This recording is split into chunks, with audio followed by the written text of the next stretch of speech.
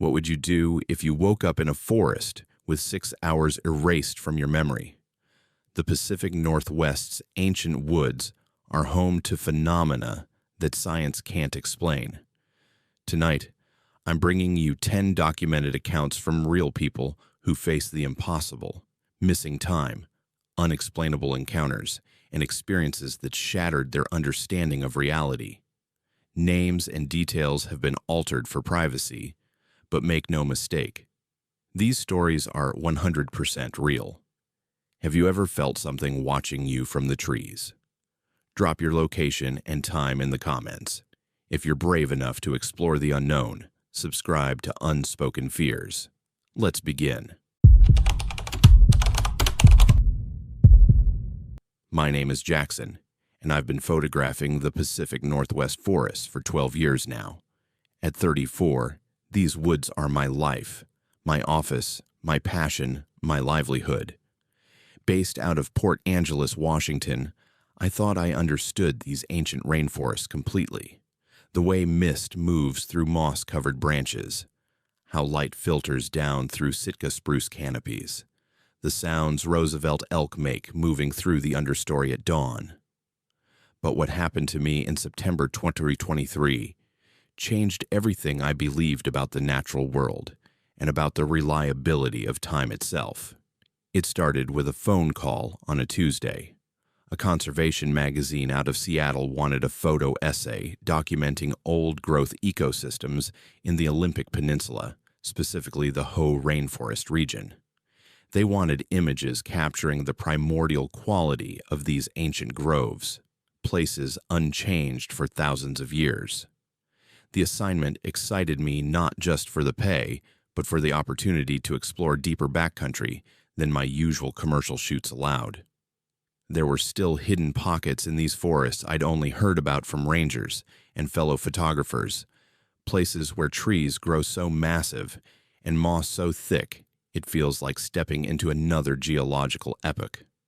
I spent days preparing my equipment with the methodical care that years of wilderness work had instilled. My Canon 5D with multiple lenses, weatherproof bags, my reliable carbon fiber tripod, extra batteries. The cold damp of these forests drains power faster than most photographers expect. Camping gear, food for 3 days. I plotted routes on topographic maps, marking coordinates for locations my friend Mike had mentioned. Mike's a Forest Service ranger who's worked the Olympic Peninsula for 15 years. One spot he'd described particularly intrigued me. A grove roughly 4 miles from the Hoh Visitor Center, accessible only by leaving the main trail and bushwhacking west through dense undergrowth. He'd called the trees there among the oldest he'd seen, describing them as like the forest before humans.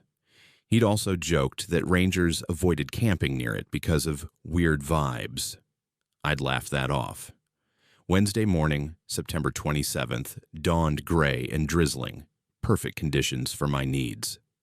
That diffuse, overcast light brings out greens in ways harsh sunlight never achieves. Water beads on moss. Mist softens everything. The whole forest seems to glow from within. I reached the Hoh Visitor Center parking lot around 9:45. Only 2 other vehicles were there. Probably day hikers. Perfect. I wanted solitude for this shoot. The hike began on the Hoh River Trail, one of the park's main routes. It's well maintained, clearly marked, winding alongside the milky blue-gray Hoh River, colored by glacial flour from Mount Olympus upstream. The river's constant rushing blended with rain pattering through the canopy. Everything felt familiar, comfortable. I spotted Roosevelt elk tracks pressed into mud, saw varied thrushes and winter wrens flitting through sword ferns and salal. I passed a couple of hikers, heading back toward the trailhead, exchanged brief nods, then continued as they disappeared behind me. Around the 3.5-mile mark, I consulted GPS and compass. Time to leave the trail.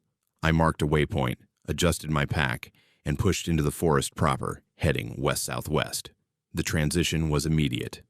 Undergrowth grew thick, chest-high sword ferns, tangling salal, massive moss-draped logs I had to scramble over. Some downed trees were 8 feet in diameter, their ancient root balls hosting entire miniature ecosystems. Progress was slow. The river's sound faded, replaced by a deeper silence broken only by occasional raven calls and wind whispers in high branches. After maybe 25 minutes of difficult bushwhacking, the grove revealed itself. The dense undergrowth suddenly opened into a roughly circular clearing about 30 feet across. What I saw stopped me completely. The trees ringing this space were the largest I'd ever encountered. Ancient Sitka spruce, with trunks so massive I couldn't have wrapped my arms even a quarter around them. Bark deeply furrowed, draped with club moss swaying despite no perceptible breeze. Western hemlocks of equal age mixed among them, their branches creating canopies so dense that even in steady rain, the clearing floor stayed surprisingly dry. The light had a strange submarine quality, green-tinged and heavy, as if the air itself was chlorophyll-tinted. Absolutely perfect for the atmospheric shots the magazine wanted. But something unusual caught my attention. Throughout the surrounding forest, ground was carpeted in thick moss, ferns, accumulated organic debris. Here, in the clearing's exact center, was a circle of completely bare earth and rock, maybe 10 feet across, as if swept clean. I approached cautiously, knelt, ran my hand over exposed soil. It felt strange, not quite warm, but not cold either despite the chilly temperature. No fire evidence, no chemical smell, nothing explaining why this specific circle lacked any plant growth.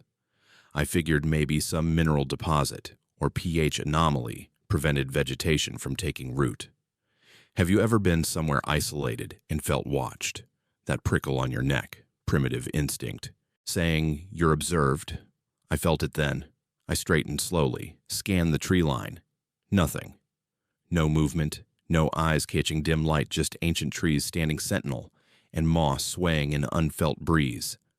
Natural wariness, I told myself. The kind anyone feels miles from the nearest person in deep wilderness. I'd experienced it before, on solo shoots. It always passed once I got absorbed in work. I set up my tripod in that bare circle's center, the only level ground available, and mounted my camera. Out of habit, I checked my watch, 11:43 a.m. Plenty of daylight remained, even accounting for early dusk beneath such dense canopy.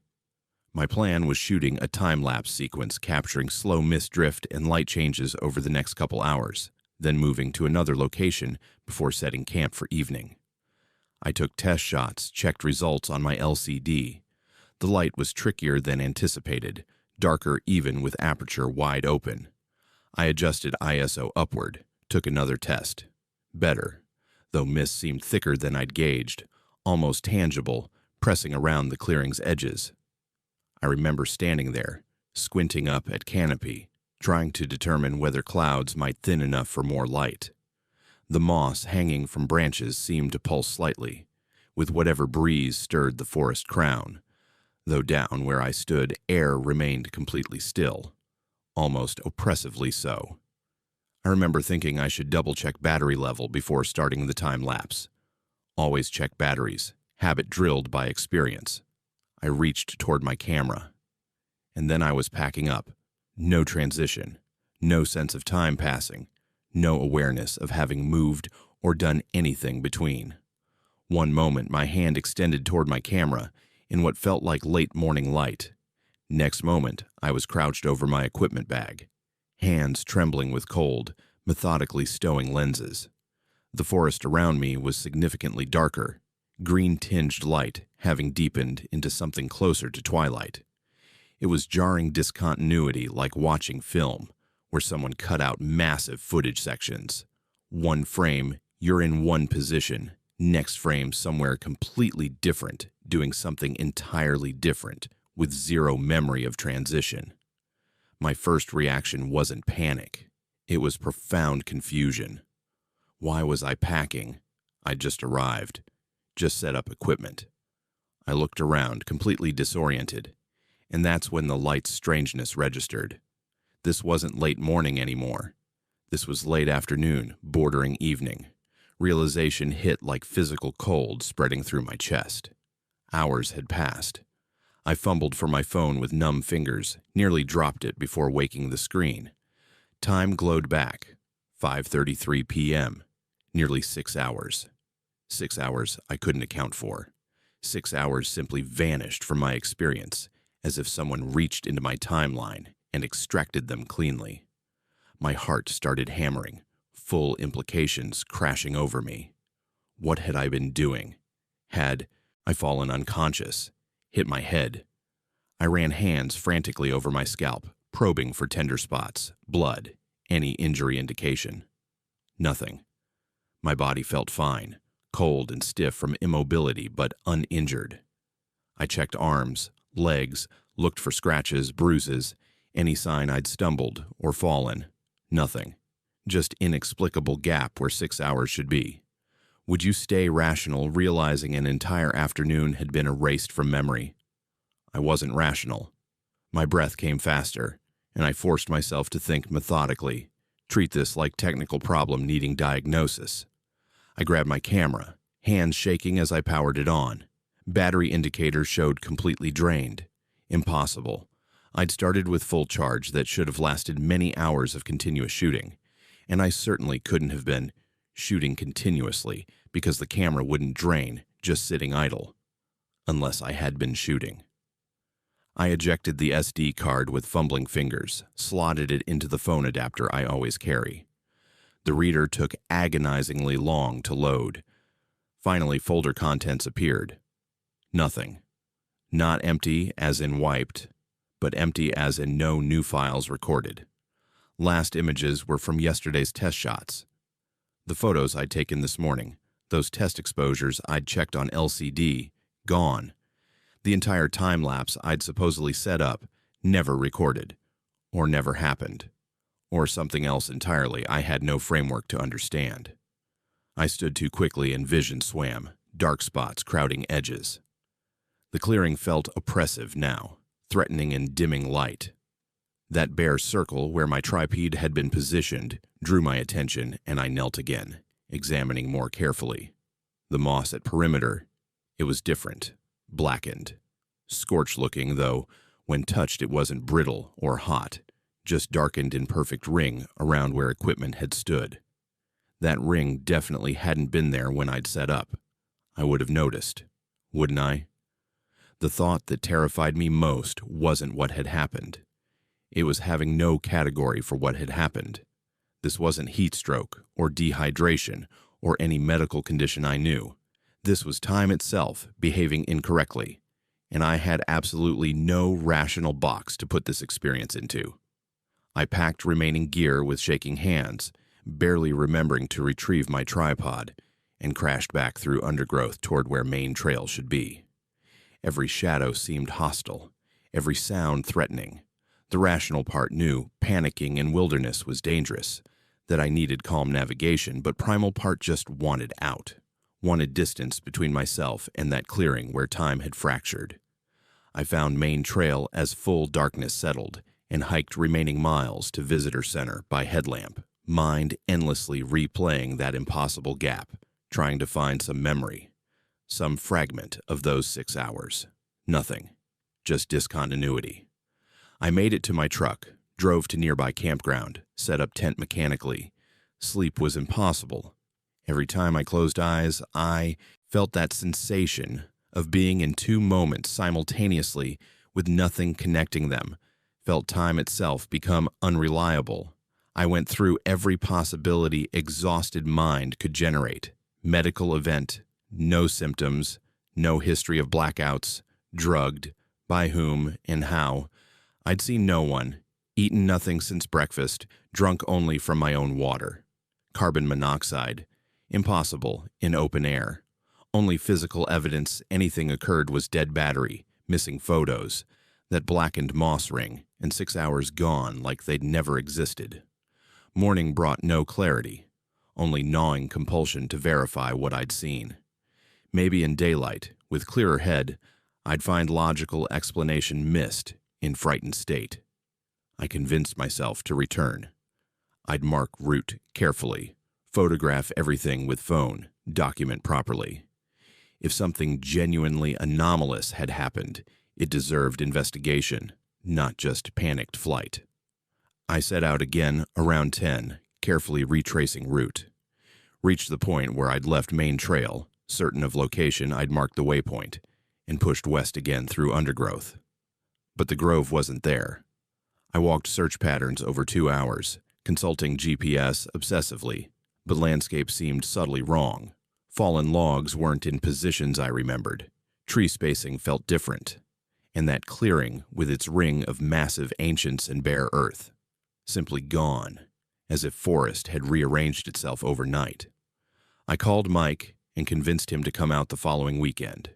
Didn't tell him everything, just that I'd found incredible grove and was having trouble relocating it. He came, skeptical but willing, and we spent hours methodically searching, both equipped with GPS, compasses, systematic grid pattern. Found nothing. Mike eventually joked I'd hallucinated the whole thing, but I saw concern in his expression. He'd worked these woods 15 years and knew they held pockets of strangeness. We never found it. I've never gone back to search again alone. What happened changed something fundamental in how I relate to these forests. I still work as photographer, still take wilderness assignments, but don't do solo trips into deep backcountry anymore. Always bring someone. Always stay on established trails. And I check my watch constantly now, obsessively.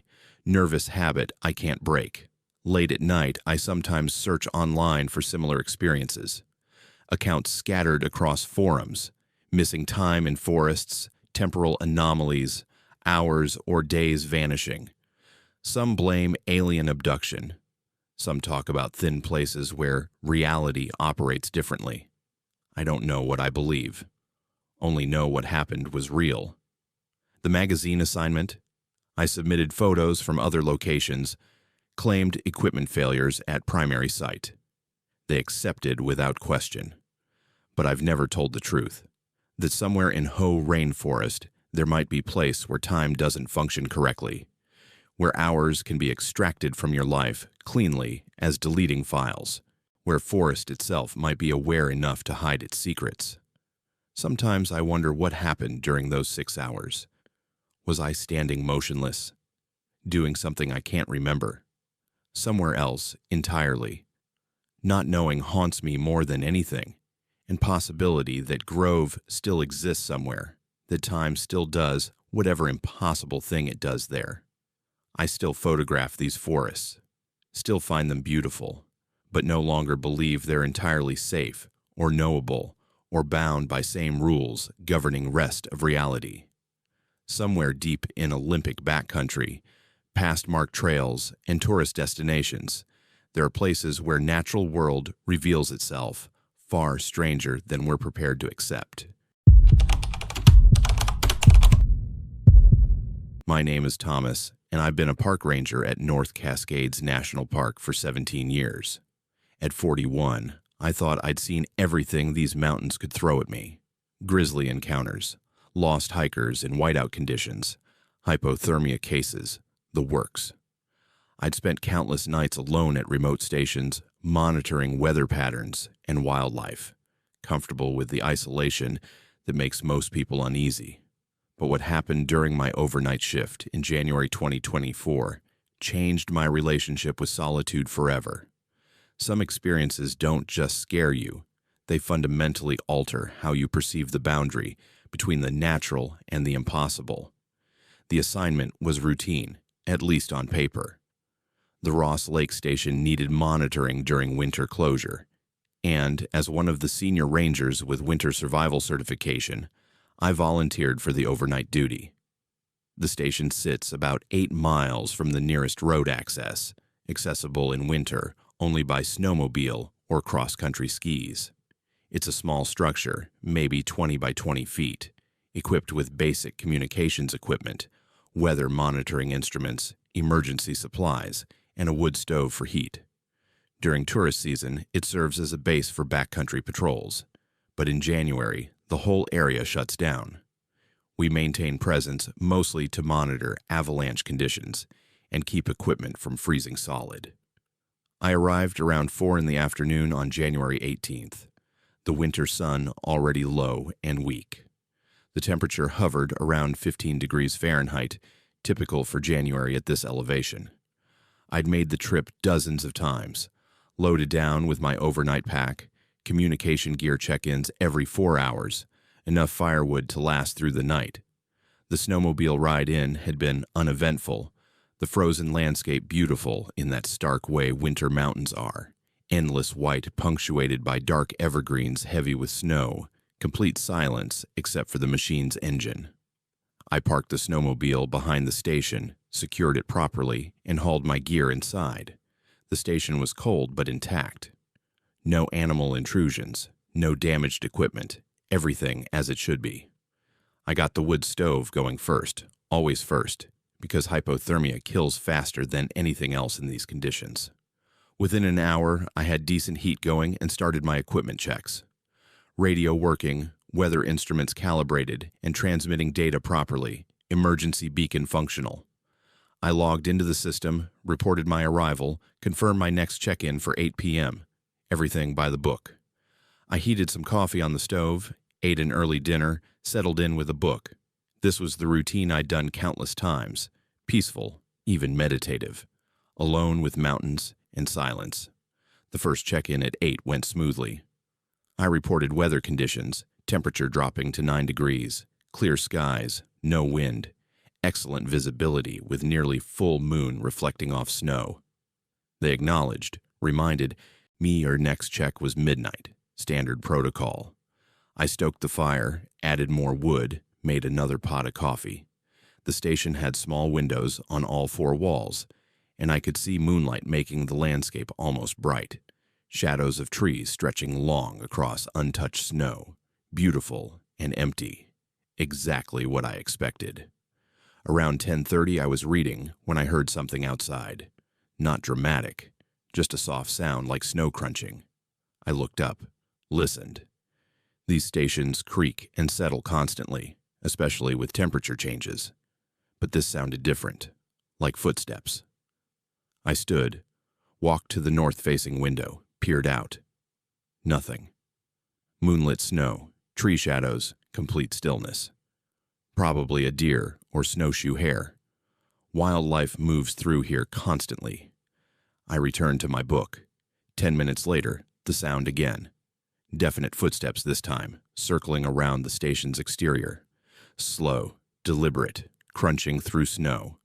I immediately thought elk or possibly a cougar, though cats usually move silently. I grabbed my flashlight and the station's rifle, standard equipment for bear country, and opened the door carefully. The cold hit immediately, breath crystallizing instantly. I swept the flashlight beam around the perimeter. What I saw made absolutely no sense. Footprints. Human footprints. Barefoot human footprints circling the station in fresh snow, starting maybe 20 feet out and spiraling gradually closer. I stood there, flashlight beam following the trail, my mind trying to process what I was seeing. The prints were clear, detailed, individual toes visible, the arch of a foot, adult-sized, maybe size 10 or 11. They formed a near-perfect circle around the building, each print spaced evenly like someone walking slowly, methodically. But here's what made my skin crawl. They showed no signs of cold damage, no dragging, no stumbling, no indication that whoever made them was experiencing hypothermia or frostbite. Just steady, purposeful barefoot walking through 9-degree snow. Can you imagine discovering evidence of someone walking barefoot through frozen wilderness at night, moving in perfect circles around your isolated shelter? My training kicked in immediately. Someone was in serious danger. Hypothermia sets in fast in these conditions, and barefoot in snow. They'd lose toes, feet, possibly life within an hour. I shouted into the darkness, identifying myself as park ranger, calling out that I had emergency supplies and heat. My voice echoed off the mountains and died. Silence. Complete silence except for my own breathing and the soft hiss of wind through snow-laden branches. I circled the station with my flashlight, following the prints. They continued in that perfect spiral pattern, gradually tightening. Whoever made these had been walking around the building for what must have been a considerable time based on the multiple circuit layers. But I saw no signs of distress, no places where they'd fallen, no blood, nothing, indicating medical emergency. Just those steady, bare footprints in snow that should have been agonizing to walk through. I went back inside, immediately grabbed the radio. This required immediate response. Search and rescue, emergency protocols. Someone was out there in lethal conditions. I keyed the transmitter. Static. Not the normal static of radio communication, just dead. Empty static like the channel had ceased to exist. I tried emergency frequency. Same thing. Tried alternate channels. Nothing. The equipment had worked perfectly 3 hours ago during my 8 p.m. check-in. I checked connections, power supply, everything I could think of. The equipment appeared functional, but I couldn't raise anyone. My satellite phone was backup, but I reached for it. The footsteps again. Directly outside, louder now, deliberate, circling. I could track the sound moving around the station's perimeter, slow and methodical. One circuit took maybe 3 minutes at that pace. I rushed to the windows, trying to see whoever was out there. Nothing. Just those footprints in the snow, accumulating, multiplying.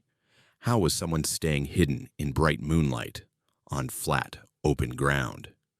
Where were they going when they passed the windows? It made no physical sense. I'll be honest.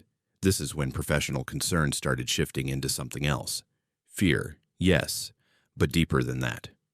A profound sense that something was wrong in ways that violated natural law. Those footprints shouldn't exist. The steady circling shouldn't be possible from someone experiencing severe cold exposure. The radio failure, exactly when I needed it most, felt too coincidental. I grabbed the satellite phone, powered it on. It searched for signal, found it, and I dialed Park Dispatch. The phone connected, I heard the ringtone, and then cut out abruptly. Tried again. Same thing. Tried emergency services directly. Connection, ring, dead. As if something was allowing the phone to function just enough for me to know it should work, then severing the connection. The footsteps continued. Circuit after circuit after circuit. I tried timing them. 3 minutes and 40 seconds per revolution around the station. Perfectly consistent. Never speeding up, never slowing down, never stopping. The sound was hypnotic, maddening. I checked the time, 11:30 p.m. I'd been dealing with this for over an hour. My midnight check-in was coming up, and I had no functioning communications. Should I go outside? Track whoever was making those prints? My training said no. In wilderness emergency situations, you don't leave secure shelter in darkness unless absolutely necessary. But someone was out there, and every minute in those conditions meant tissue damage, worsening hypothermia. I made the decision.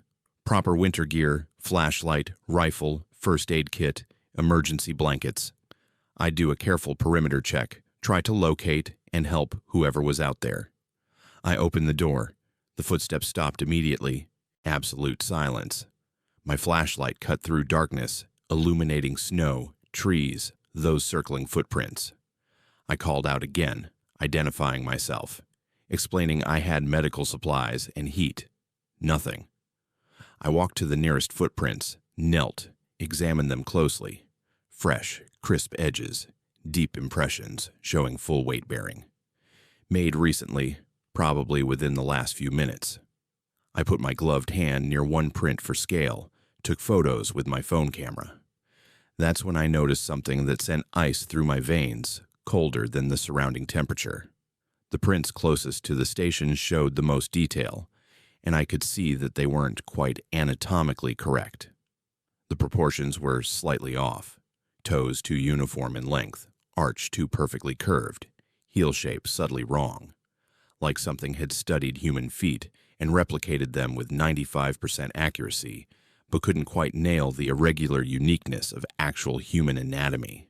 What walks barefoot through frozen wilderness, leaving almost human footprints, while circling an isolated building for hours.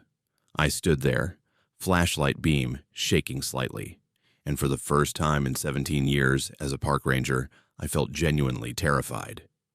This wasn't wildlife. This wasn't a lost hiker. This was something else entirely, something I had no training or framework to handle. I backed toward the station door, keeping my flashlight sweeping the perimeter. Nothing. No movement, no sound, just me and those dozens of circling prints. I reached the door, backed inside, locked it, though I'm not sure what I thought a lock would accomplish. I wedged a chair under the handle anyway. Basic primate brain fear response. The footsteps resumed. Same pace, same pattern. 3 minutes, 40 seconds per circuit. I checked my watch. 11:55. 5 minutes to midnight check-in that I couldn't make. My hands were shaking as I tried the radio again. Dead static. Satellite phone. No connection. I was completely isolated with something outside that shouldn't exist. Midnight came and went. No check-in. Dispatch would note that. Start wondering. Standard protocol was they'd try to raise me every 30 minutes if I missed scheduled contact. But what if whatever was blocking my communications affected their ability to reach me too? How long before they'd send someone to physically check on the station? Probably not until morning at earliest. I had 7, maybe 8 hours alone with this. The circling continued. 1 a.m., 2 a.m., 3 a.m., relentless, methodical, never varying. I stayed awake, rifle in lap, watching the windows, listening to those footsteps. My mind raced through every logical explanation. Hallucination. No, the footprints were physically real, documented on my phone. Prankster. Impossible. No one could survive barefoot in these conditions this long, and the nearest access was 8 miles of wilderness. Equipment malfunction creating sound effects. The footprints proved otherwise. I was left with no rational explanation, just the growing certainty that something fundamentally wrong was outside that building, circling endlessly through snow that should have killed any human contact hours ago. Around 3:30 a.m., the circling pattern changed. Instead of the wide spiral, the footsteps tightened, coming closer to the station walls, then closer still. Soon they were directly against the building's exterior, circling the perimeter, maybe 3 feet from the walls. I could hear them clearly, track them from window to window. Whatever was out there was now close enough that I should absolutely be able to see it from the windows. I pressed my face to the glass, flashlight beam, searching. Nothing. Just those footprints in snow, fresh and clear, being made by something invisible, or something that could move just outside my field of vision no matter where I looked. Do you know what it's like to hear footsteps circling your shelter, see the evidence of their presence, but never see the thing making them? It breaks something in your rational mind. I found myself talking out loud, narrating what was happening just to hear human voice, maintain some connection to sanity. Around 4:30 a.m., the footsteps stopped. Sudden, absolute silence. I waited, listening so hard my ears rang. Nothing. I sat there for 20 minutes, barely breathing. Was it over? Had whatever it was left? I checked the windows. In the pre-dawn darkness, I could see the snow around the station was completely covered in footprints. Dozens upon dozens of circular tracks layered over each other like some demented mandala pattern. 5 a.m. came, still silence. I tried the radio, more out of routine than hope. It crackled to life immediately. Dispatch responding, asking why I'd missed midnight and 3 a.m. check-ins. Concern evident. I reported equipment malfunction, request for maintenance check, kept my voice steady and professional. No mention of footprints or circling sounds. They acknowledged, told me relief would arrive around 8 a.m. for scheduled rotation. I thanked them, signed off. The satellite phone worked now too. Everything functional again, as if the last 6 hours of communications blackout had never happened. When dawn finally broke around 6:30, I went outside to photograph the footprints properly, document everything. I needed evidence, needed to prove to myself this had been real. But the morning sun revealed something impossible. The footprints were melting, not gradually, not from natural temperature changes, but rapidly, as if accelerated. While I watched, they dissolved into the snow surface, losing definition, disappearing. Within 15 minutes, there was no trace. The snow around the station looked untouched, pristine, undisturbed. I had my phone photos from the night before, but the physical evidence was simply gone. My relief arrived at 8:15. 2 rangers on snowmobiles, cheerful, asking how the night went. I reported equipment issues, recommended communication systems check. Didn't mention anything else. What would I say? I spent the night listening to something inhuman circle the building for hours, leaving anatomically incorrect barefoot prints in lethal temperature snow, prints that vanished in morning light. They'd file me for psychological evaluation. I requested transfer to different station the following week. Cited personal reasons. Management approved without question. 17 years of solid service bought me that flexibility. I never stayed overnight duty alone again after that. Always insisted on 2 ranger minimum for winter monitoring. Made up some excuse about safety protocols. The incident report I filed mentioned communications malfunction and recommended equipment upgrades. Nothing about the footprints. Those remain in my phone's photo archive, time-stamped and GPS tagged, proving it happened. Sometimes late at night I look at those images, study those almost right footprints, and wonder what I encountered. Park Service has legends, stories rangers share off record about strange occurrences in deep wilderness. Sounds heard, things seen, experiences that don't fit natural explanations. I'd always dismiss them as campfire stories. Now I contribute my own, though I rarely share details. What was circling that station? What kind of entity can survive or ignore lethal cold, move unseen in bright moonlight, interfere with radio communications, and leave footprints that dissolve like they never existed? I don't know. I'll probably never know. But I learned that night that wilderness contains more than wildlife and weather. There are phenomena out there that operate by rules we don't understand, in ways we can't explain, and possibly with intentions we can't comprehend. I still work for Park Service, still love these mountains, but I'll never look at isolated duty the same way, 'cause somewhere in the north, Cascades' winter darkness, something walked circles around my shelter for hours, something that shouldn't exist, and I have 17 photos on my phone proving it happened. The wilderness keeps its secrets, but sometimes, rarely, it offers a glimpse of something stranger than we're meant to see. I saw it, and I'll never forget those footsteps circling endlessly through impossible cold, patient and methodical, waiting for something I'm grateful I never discovered. My name is Jacob, and I've been volunteering with Search and Rescue in Washington State for 15 years.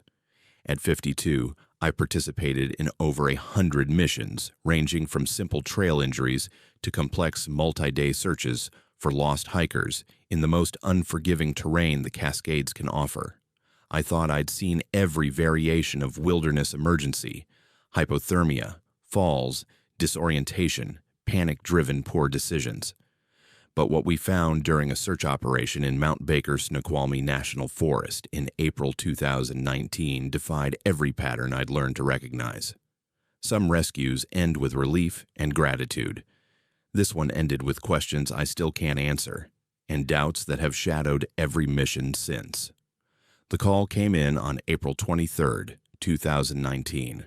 A 28-year-old woman named Rebecca had failed to return from what should have been a simple day hike on the Boulder River Trail. Her boyfriend had reported her missing when she didn't come home by dinner time. She'd left that morning around 8 a.m., telling him she planned a solo hike to the Boulder River Falls and back, maybe 6 miles round trip on well-maintained trail. Should have taken 4 hours maximum. She was experienced, properly equipped, carrying the 10 essentials. Weather had been good, partly cloudy, mild temperatures in the mid-50s. No obvious reason for trouble. Our team mobilized immediately. By the time I arrived at the trailhead around 7 p.m., command had already been established, and initial hasty teams were preparing to deploy.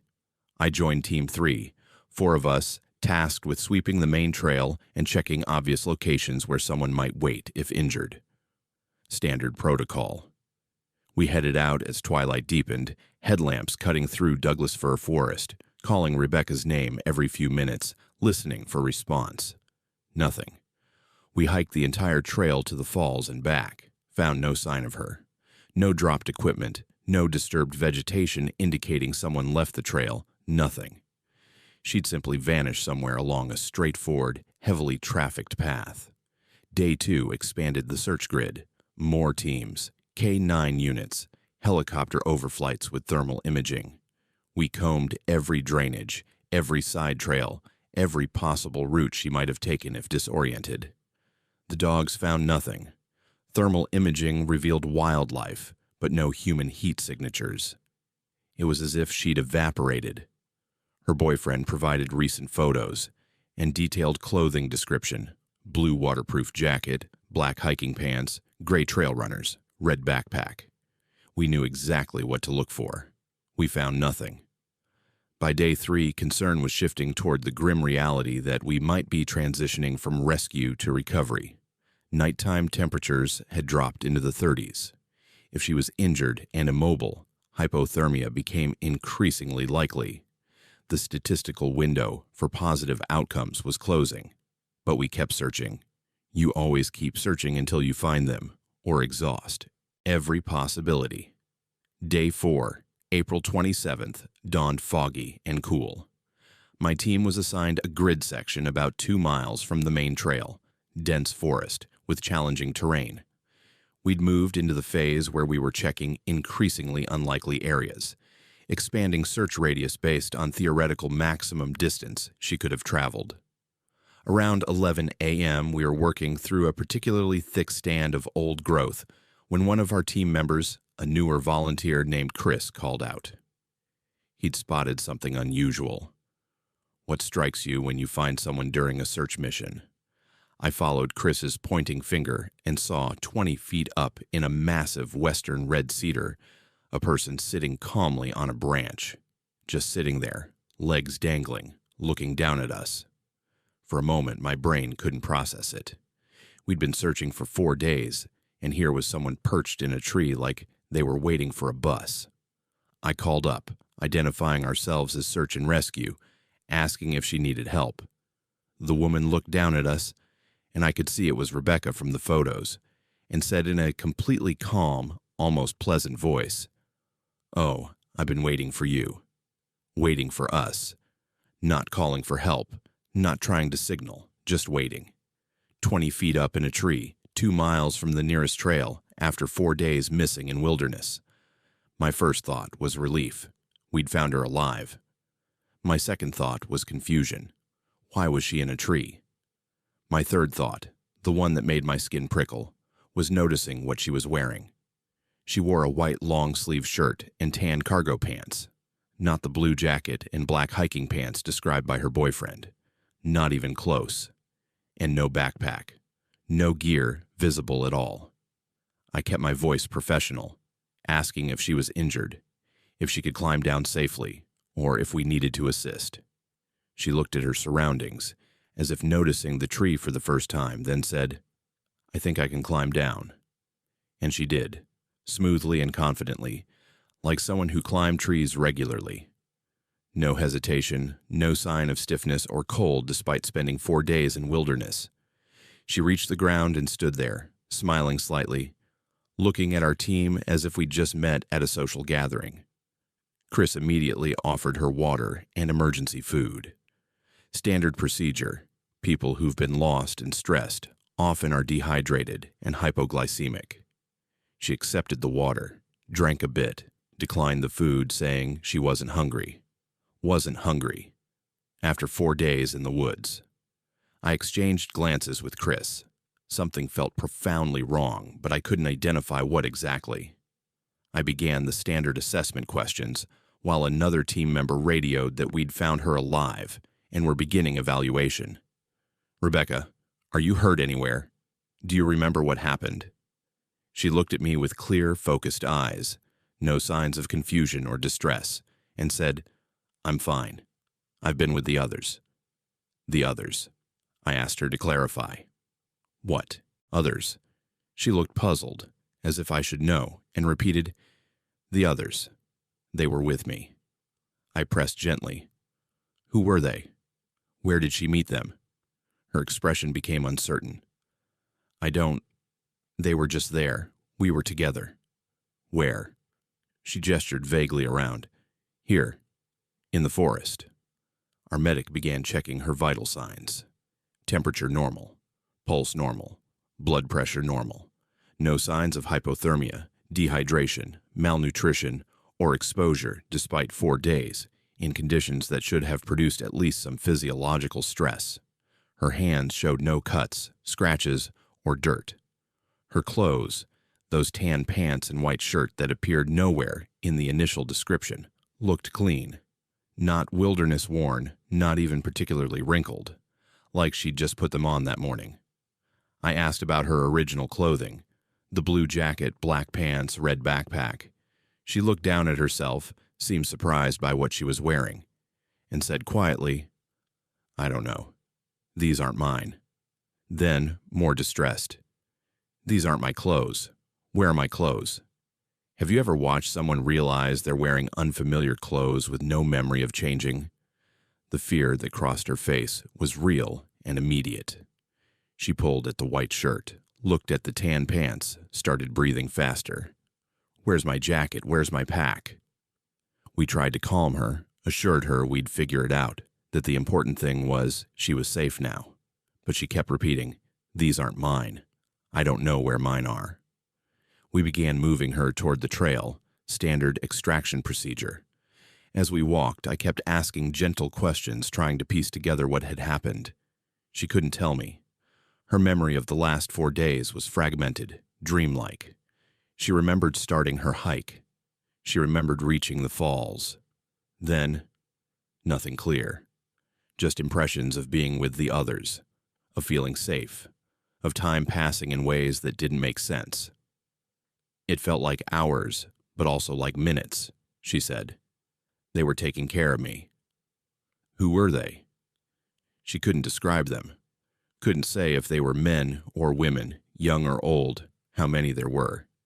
Just the others. And when I asked where they went, why they weren't with her when we found her, she said something that made my blood run cold.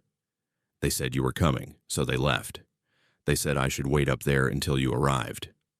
They told her to wait in the tree. They told her we were coming. Who were they? And how did they know search and rescue would find that specific location at that specific time? We'd only assigned that grid to my team that morning. The search area was vast. There was no way anyone could have known we'd pass through that particular stand of timber at that particular hour. The extraction took 2 hours. Rebecca walked under her own power, physically fine, but increasingly distressed about her missing memories and clothing. She kept asking questions we couldn't answer. When we reached command, her boyfriend rushed forward, overwhelmed with relief. But even his joy was tempered by confusion when he saw what she was wearing. "Those aren't your clothes," he said, echoing exactly what she'd been saying. "Where's your jacket?" She just shook her head, tears starting, unable to explain. Medical evaluation at the hospital found her in remarkably good health. No injuries, no malnutrition, no dehydration despite 4 days in wilderness with no apparent food or water. The emergency room doctor was puzzled, noting in his report that her condition was inconsistent with her reported experience. Psychiatric evaluation followed. Rebecca underwent multiple sessions, trying to recover memories of those 4 days. Under careful questioning, she maintained consistent details about the others, that she'd been with them, that they'd kept her safe, that they'd told her to wait for rescue. But she couldn't provide identifying details about who or what they were. The psychiatrist's preliminary assessment noted possible dissociative episode triggered by getting lost, but acknowledged the physical evidence didn't match that explanation. The clothing remained the biggest mystery. The white shirt and tan pants she wore when found weren't hers, according to both Rebecca and her boyfriend. They checked her entire wardrobe. Nothing matched. The clothes weren't labeled, no tags, made of natural fabric like cotton or linen, unremarkable except for their complete lack of identifying information. Her original hiking clothes, blue jacket, black pants, red backpack, were never found despite additional searches of the area where we located her. It's as if she'd been redressed by someone or something during those 4 days. Her original belongings removed and disappeared. What do you do with information that doesn't fit any rational framework? The official search report noted that Rebecca was found alive, physically healthy, approximately 2 miles from last known location. Circumstances of her survival and location unclear.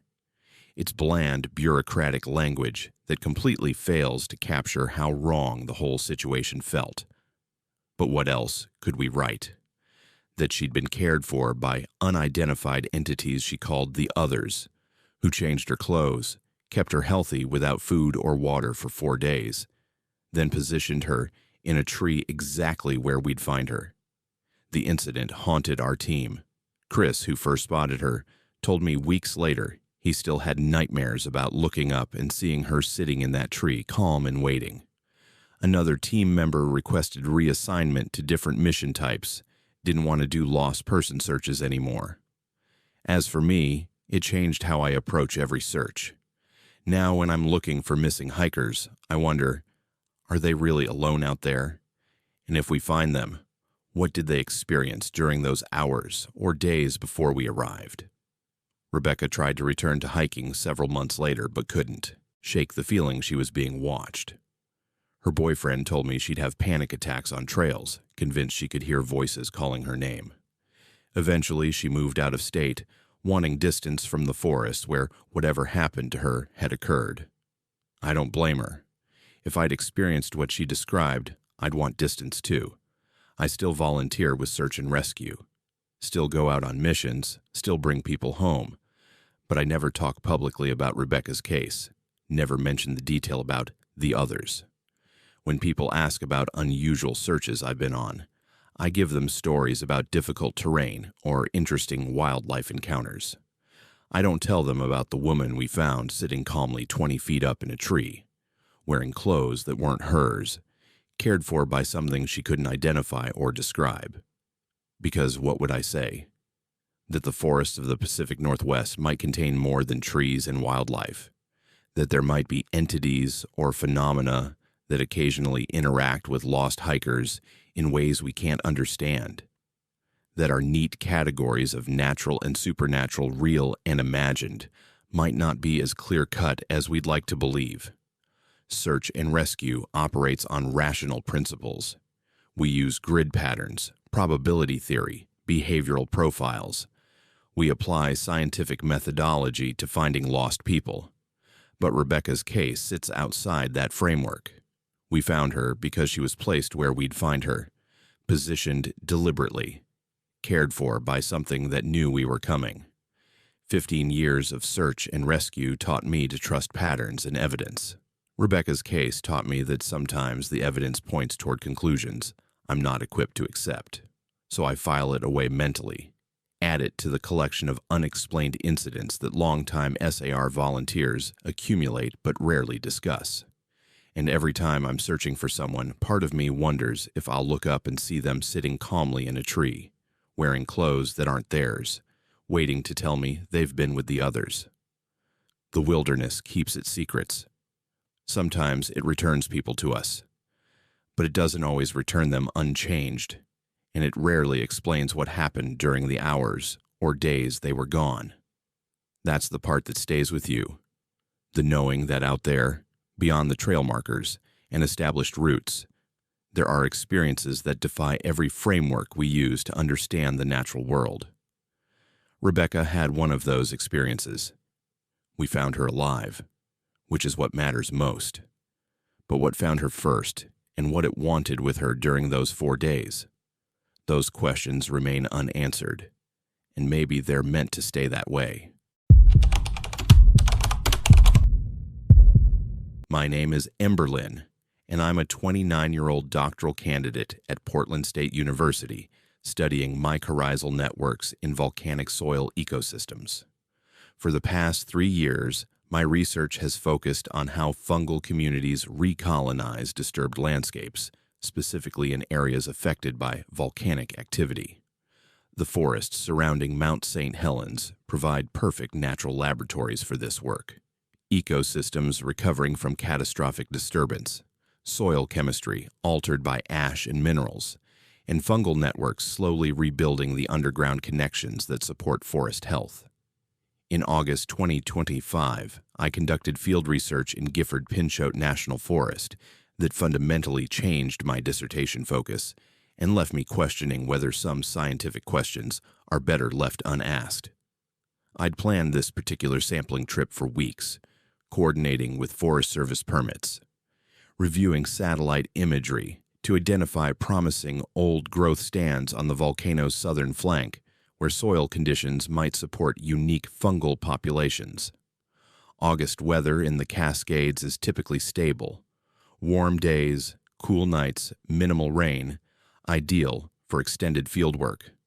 I drove out on August 12th, my truck loaded with collection equipment, soil sampling tools, sterile containers, GPS units, camera gear for documenting sites, and camping supplies for 3 days of intensive sample collection. The site I'd selected sat roughly 6 miles from Forest Road 83, accessible via an unmarked logging road and then hiking cross-country through dense second-growth forest, remote enough that I'd see no other researchers or hikers, which was exactly what I wanted. When you're collecting fungal samples, contamination is a constant concern. The fewer people trampling through your study area, the better your data integrity. I reached the trailhead around 10 a.m., shouldered my pack, probably 50 pounds of equipment, and started the hike in. The forest here showed classic post-disturbance succession. Young Douglas fir and western hemlock mixed with alder, dense understory of salal and Oregon grape. The ground thick with decomposing wood from the 1980 blast zone. Perfect habitat for saprophytic fungi breaking down dead material. I was excited. This site had everything I needed. After about 90 minutes of hiking, I entered a stand of older trees that had somehow survived the eruption, protected by terrain or luck. The transition was remarkable, going from scrubby second growth into genuine old growth within 100 yards. Massive trees, complex canopy structure, the forest floor deep with organic material. I checked my GPS, marked the location, and began my initial site assessment. That's when I noticed the arrangement. At first, I thought it was coincidence. Trees grow where conditions allow, after all. But as I walked the area, I realized the pattern was too regular to be natural. 7 old-growth Douglas firs arranged in a nearly perfect circle, maybe 40 feet in diameter with an 8th tree dead center. The precision was uncanny. I've studied forest ecology long enough to know that trees don't naturally organize themselves into geometric patterns. Competition for light and resources creates irregular spacing. This looked deliberately arranged, though obviously trees of this age, probably 200 years old, couldn't have been planted in formation. Could they?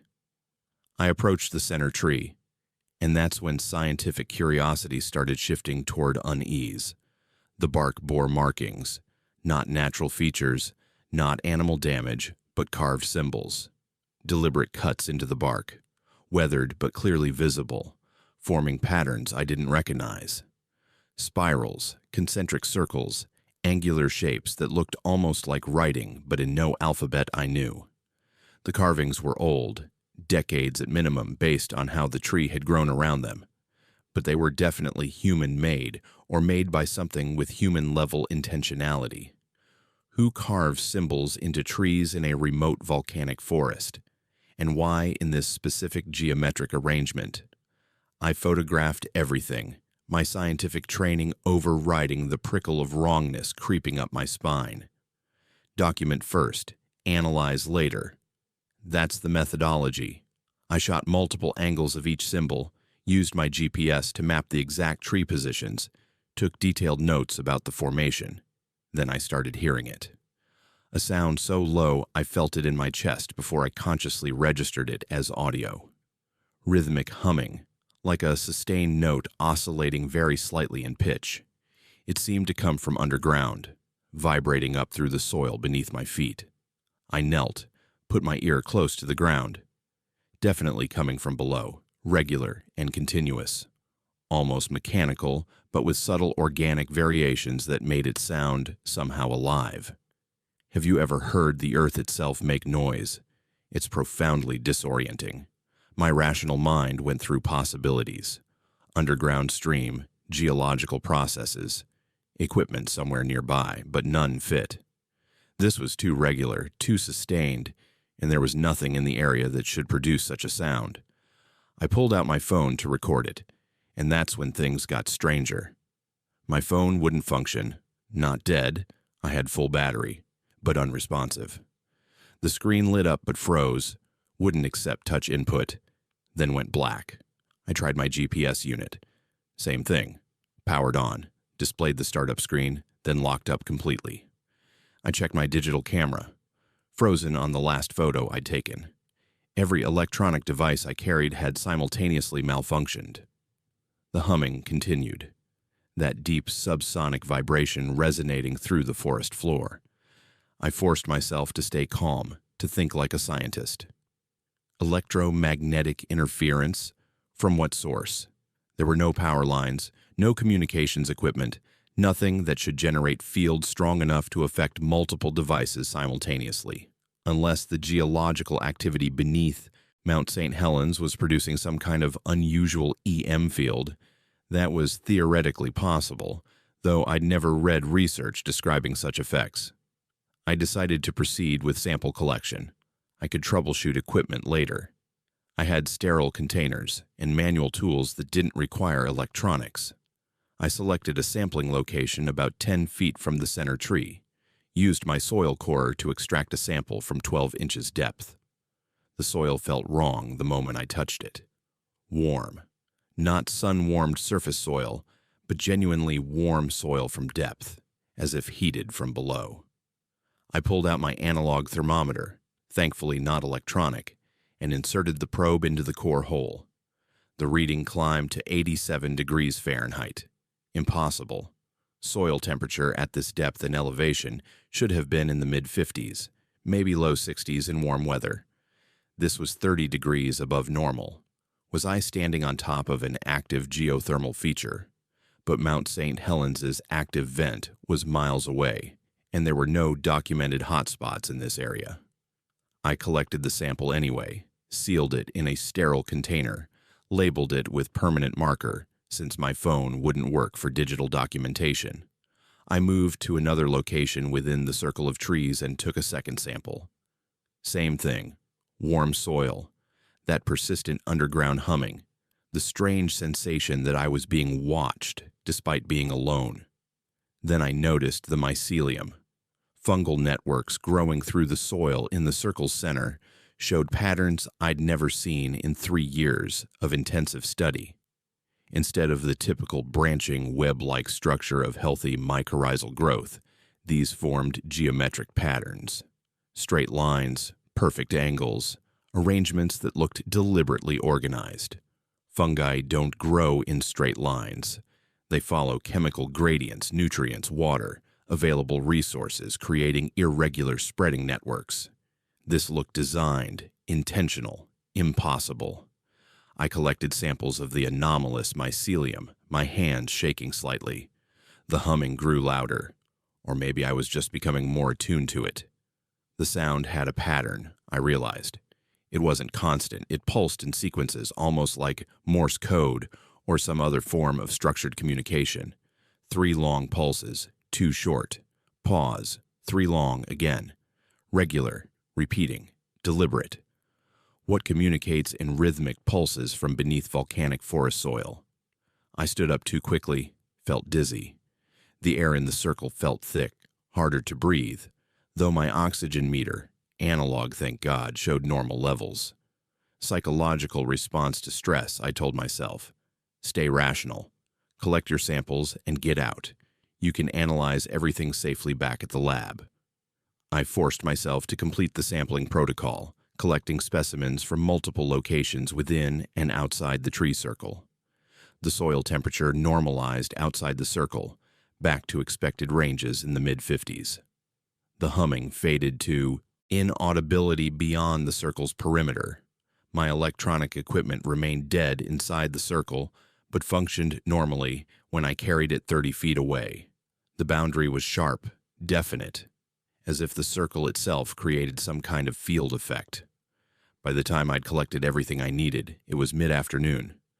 The sun angled through the canopy, casting long shadows, and I realized I'd been so absorbed in sample collection that I'd lost track of time. Or had time behaved strangely? My watch, mechanical, not electronic, showed 3 p.m., but my internal sense was that I'd been working for maybe 2 hours, not the 4+ that should have elapsed. I packed up my equipment and got out of that grove faster than scientific dignity should probably allow. The hike back to my truck felt longer than the hike in, the forest somehow more oppressive, every sound making me jumpy. When I finally reached the vehicle and loaded my gear, my phone came back to life immediately. All my devices rebooted normally, showing no signs of malfunction, but the photos I'd taken of the carved symbols, corrupted files, unreadable. Same with the GPS coordinates I'd logged inside the circle. The data was simply gone, as if those measurements had never been recorded. Back at the lab 2 days later, I began analyzing my soil samples with mounting confusion that eventually turned to something like horror. The samples I'd collected from inside the tree circle showed no fungal growth in culture, none. Despite visible mycelium in the field, despite those impossible geometric patterns I'd seen and collected, the samples were sterile. Not contaminated, not damaged, just completely lacking any viable fungal tissue. The soil chemistry was normal. The temperature and storage was correct. But the fungi I'd specifically collected, that I'd seen with my own eyes, forming those unnatural patterns, didn't exist in the samples. How do you collect samples of something visible and physical that then cease to exist when removed from their location? The samples from outside the circle cultured normally, showing expected species diversity and healthy growth. Only the specimens from inside that geometric tree formation were inexplicably sterile. I went to my advisor, described what I'd found, though I downplayed the more inexplicable elements, focused on the sterile samples and unusual soil temperature. She dismissed it as field contamination, suggested I'd made collection errors, recommended I resample the site. I knew that wouldn't help. Whatever was happening in that circle wasn't something laboratory protocols could capture or explain. I tried returning to the site 3 weeks later, determined to document it properly, maybe bring colleague for verification. I couldn't find it. I had approximate coordinates from memory, but the exact location, that circle of trees with carved symbols, was gone. Not destroyed, not hidden, just gone. I searched the area for 6 hours, covered every promising stand of old growth within a mile radius of where I remembered parking. Nothing matched. It was as if the forest had rearranged itself, hiding that location from someone trying to return. That's when I abandoned that research site officially, changed my dissertation focus to a different area of Gifford-Pinchot, avoided anything near Mount St. Helens, stopped talking about the geometric tree patterns and underground humming and samples that showed visible mycelium in field, but nothing in culture. My advisor was relieved. She'd been worried I was experiencing stress-related research problems. Changing sites solved her concerns. But I know what I found. I have fragmentary memories of photos I took that no longer exist in my files. I remember the sensation of that humming vibrating through soil beneath my feet. I documented soil temperatures 30 degrees above normal at depth, and I collected samples of fungal growth that somehow ceased to exist when removed from their natural location. What was that place? Some research suggests fungal networks can transmit information between trees, coordinating resource sharing and chemical signaling across forest ecosystems. What if certain networks achieve complexity we don't yet understand? What if, in specific locations, old volcanic soil, geometric arrangements we don't recognize, conditions we haven't identified, those networks develop capabilities beyond current scientific models? I don't know. I'll probably never know, because some research questions lead to answers we're not equipped to process. I'm a scientist. I believe in empirical evidence, reproducible results, rational explanations. But that grove in Gifford Pinchot showed me something that doesn't fit scientific frameworks. Something that suggests the natural world contains phenomena we've barely begun to understand. I still study mycorrhizal networks, still believe in the importance of understanding fungal ecology. But I'm more careful now about where I conduct field research and what questions I'm willing to pursue. Because somewhere in the forest surrounding Mount St. Helens, there's a place where trees grow in perfect circles around carved symbols, where the earth hums with rhythmic intelligence, where fungi form geometric patterns that vanish when observed too closely. The wilderness guards its mysteries. Sometimes it offers glimpses, brief windows into complexity we can't explain. I saw through that window once. It changed my research, changed my career trajectory, changed my understanding of what's possible in the natural world. And I've learned to be grateful I escaped with only questions and no answers, because I suspect the answers might be more terrifying than comfortable ignorance. My name is Roman, and I've been a commercial truck driver for the past 15 years, specializing in logging equipment transport throughout Oregon and Washington. At 38, I've driven every back road, logging route, and forest highway in the Pacific Northwest, usually at night, when traffic is light and deadlines are tight. I've seen wildlife, weather extremes, road washouts, everything you'd expect. I thought nothing could surprise me anymore. But what I encountered on a remote logging road in Tillamook State Forest in November 2022 wasn't wildlife or weather. It was something that violated every instinct I have about how human beings move and behave. And it scared me so badly, I seriously considered walking away from a career I'd built my entire adult life around. The delivery was routine on paper. I was hauling a replacement yarder component from a fabrication shop in Portland to a logging operation deep in Tillamook State Forest. The part was needed urgently. Equipment down means crew, down means lost money. So I'd agreed to make the delivery overnight, arriving at the site around 3 a.m. when the morning shift would be prepping equipment. I'd driven similar routes dozens of times. Load up around midnight, drive 3 hours through mostly empty forest roads, unload, drive back, catch sleep during the day. Standard night haul. I left the shop at 11:45 p.m. on November 18th. Clear night, temperature in the low 40s, dry roads. My rig was a Kenworth T680 pulling a flatbed loaded with about 12,000 pounds of machinery, all properly secured and tarped. The route took me west on Highway 26, then onto progressively smaller roads as I wound deeper into the forest, paved 2-lane to gravel forestry roads to the narrow winding logging roads that served the remote operations. By 1:30 a.m., I was deep into Tillamook, navigating Forest Road 1145, a route I'd driven maybe 20 times before. This stretch runs for about 8 miles through dense second-growth Douglas fir, no houses, no services, no cell coverage. Just forest, darkness, and the narrow corridor of road carved through trees. My headlights were the only illumination for miles. The road condition was good. Dry, well-graded, minimal potholes. I was making decent time, running maybe 30 miles per hour, which is about as fast as you can safely drive a loaded rig on these narrow routes.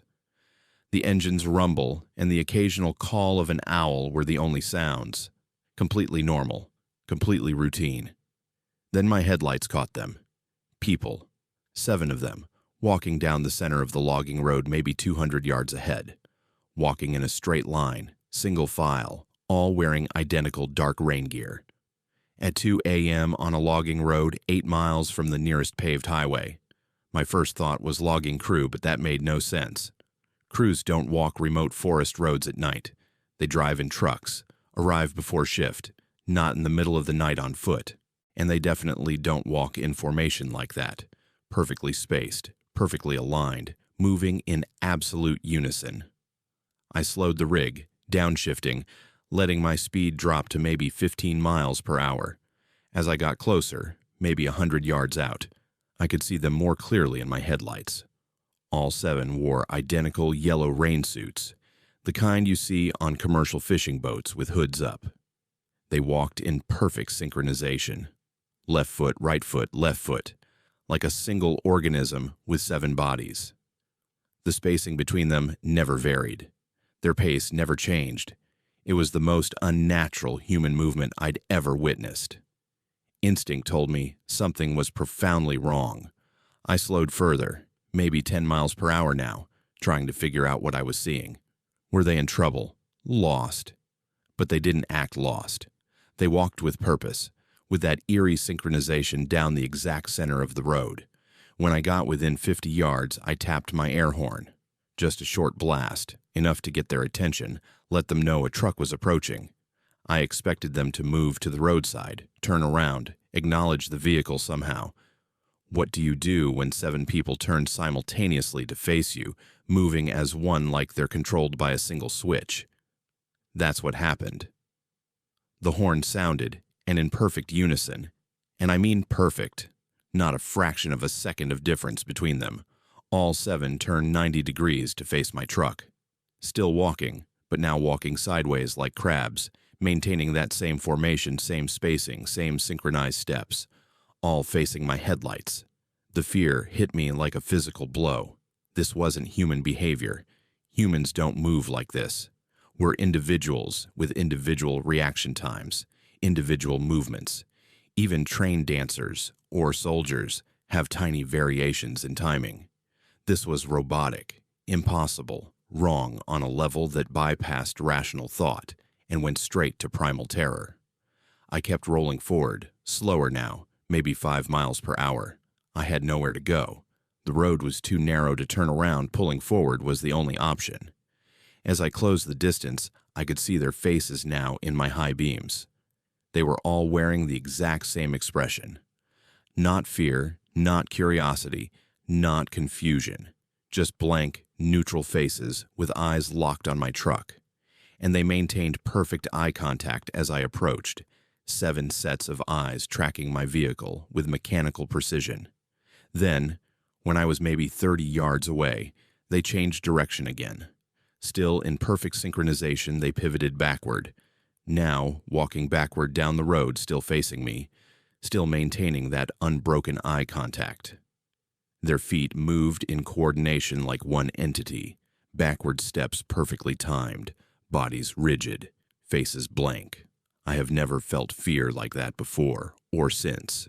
Every instinct screamed that I was seeing something impossible, something that shouldn't exist. My hands were shaking on the steering wheel. My heart hammered so hard I could hear it over the diesel engine.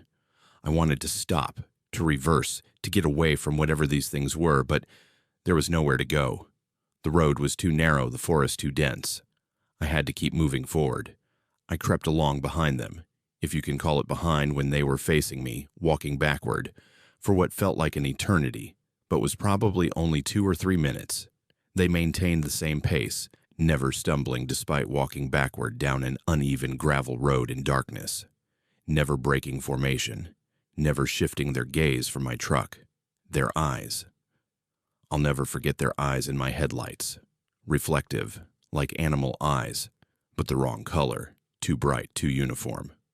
Not the green or yellow you get from deer or raccoon eyes at night, but an almost white reflection. All 7 pairs identical.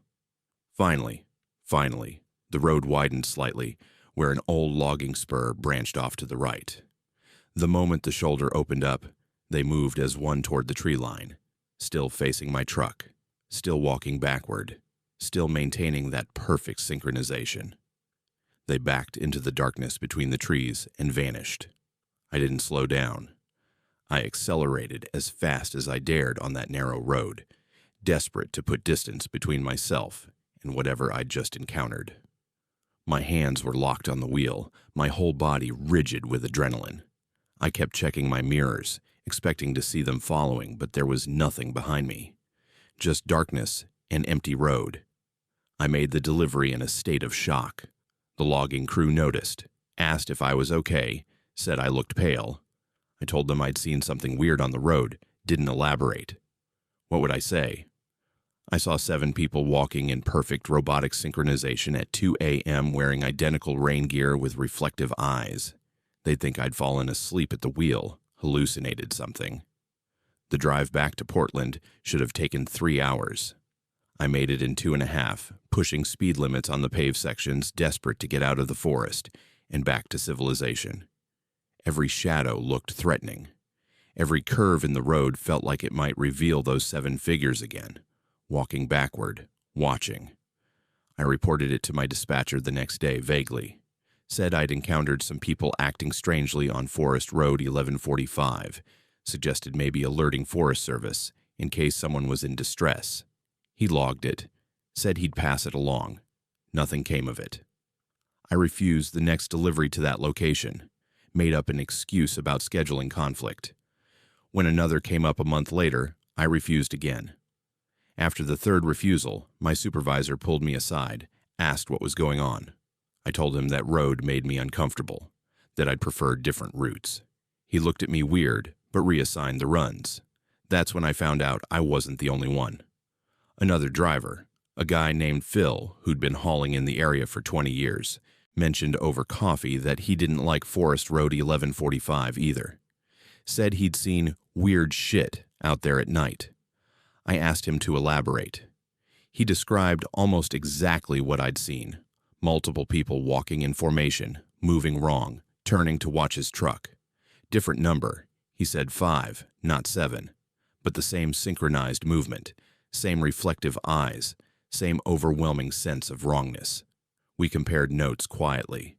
Turned out at least 3 other drivers had similar experiences on that same stretch of road, all between midnight and 3 a.m., all in the late fall or winter months. None of us had reported details because it sounded insane, but hearing other people describe the same impossible thing validated the experience in a way that was almost worse than thinking I'd hallucinated. Because if it was real, what the hell were we dealing with? Management dismissed our concerns when Phil eventually brought it up officially. Said we were probably seeing logging crews doing night work, or maybe hunters spotlighting illegally.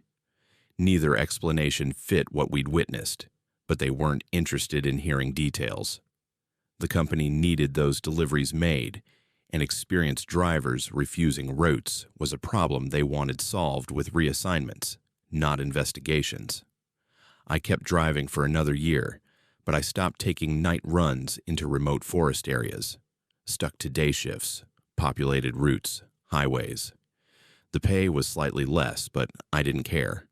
I couldn't shake the memory of those 7 synchronized figures, those 2 bright eyes, that mechanical precision of movement. What were they? I've gone through every rational explanation. Elaborate prank.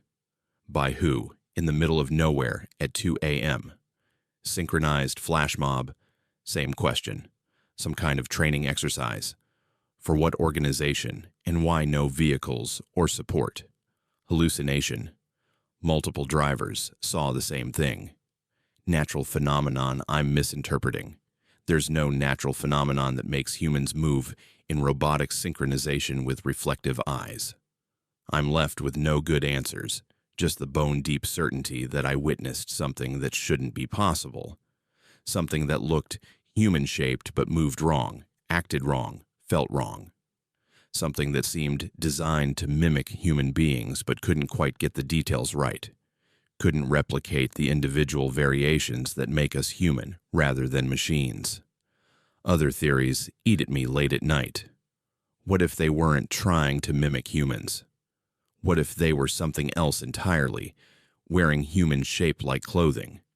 What if the synchronization wasn't a flaw but a feature, a natural state for entities that don't have individual consciousness the way we do? What if those reflective eyes weren't reflecting my headlights but producing their own light? I don't know. I'll probably never know. But I know enough to stay off Forest Road 1145 at night, and to question every assumption I have about what kinds of things share the Pacific Northwest Forest with us. I ended up changing careers 6 months ago. Not entirely because of what I saw, but it was a factor. I'm in construction equipment operation now, working day shifts, staying in populated areas. The pay's comparable, and I sleep better at night. My wife noticed I'd been stressed, having nightmares, drinking more than usual. Changing jobs helped. Getting distance from those forest roads helped. But I'll never forget the sight of 7 figures walking backward down a logging road in perfect synchronization. Faces blank, eyes reflecting too bright, moving like puppets controlled by a single puppeteer. That image is burned into my memory with the kind of clarity that trauma produces. The Tillamook State Forest is huge, over 360,000 acres. Thousands of miles of logging roads wind through terrain that's mostly empty of human presence, especially at night. What else is out there in that darkness? What other impossible things move through those trees when no one's watching? And how many other truck drivers, loggers, hunters, or hikers have seen things they can't explain and stayed silent because speaking up sounds insane? I don't have answers. I just have my experience and the knowledge that reality is stranger and more frightening than I ever imagined during my first 37 years of life. The world contains phenomena we don't understand, maybe can't understand, that operate by rules completely foreign to human experience. And somewhere on Forest Road 1145 in Tillamook State Forest, 7 synchronized figures might still be walking through the darkness, waiting for the next set of headlights to appear so they can turn in perfect unison and watch with eyes that shine too bright. I won't be there to see them again, but someone will. Someone eventually always does, and they'll drive away like I did, scared and confused, and unable to explain what they witnessed to anyone who wasn't there. The wilderness keeps its secrets. Sometimes those secrets wear human shape and move through the night in ways that humans never could. I saw it once. That was enough. My name is Alexis, and I'm a 26-year-old ultramarathon runner based in Portland. For the past 4 years, I've been training seriously, competing in 50-mile and 100-mile races throughout the Pacific Northwest. I know my body, I know my pace, and I know the trails I run like most people know their morning commute. Cascade Head Preserve has been part of my regular training rotation for 2 years, a challenging 2-mile climb with stunning coastal views, perfect for building leg strength and cardiovascular endurance. I've run that trail at least 50 times. I could navigate it blindfolded, which is why what happened to me there in March 2024 has left me questioning my sanity, my health, and the fundamental reliability of geography itself. March 14th started as a perfect training day. Cool morning, mid-40s temperature, partly cloudy skies, ideal running conditions. I'd planned a straightforward 12-mile run, drive to the lower trailhead at Knight Park, run up to the Cascade Head viewpoint, and back twice, maybe 3 times depending on how my legs felt. Standard Thursday morning workout before my afternoon shift as a physical therapy assistant. I'd done this exact run dozens of times. I arrived at the trailhead around 7:30 a.m., did my usual warm-up routine, checked my running watch, a Garmin Forerunner with GPS tracking that I never ran without. Battery full, GPS locked, ready to track every step. I started my run at 7:42, according to my watch log. The trail begins by crossing Three Rocks Road, then winds through coastal forest, Sitka spruce, and Douglas fir, that characteristic Oregon coast ecosystem. Everything was completely familiar.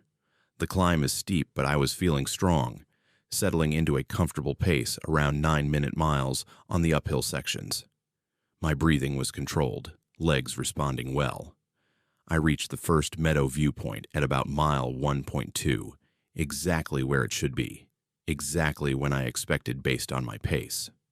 The Salmon River estuary stretched out below, Lincoln City visible in the distance, normal, familiar, perfect.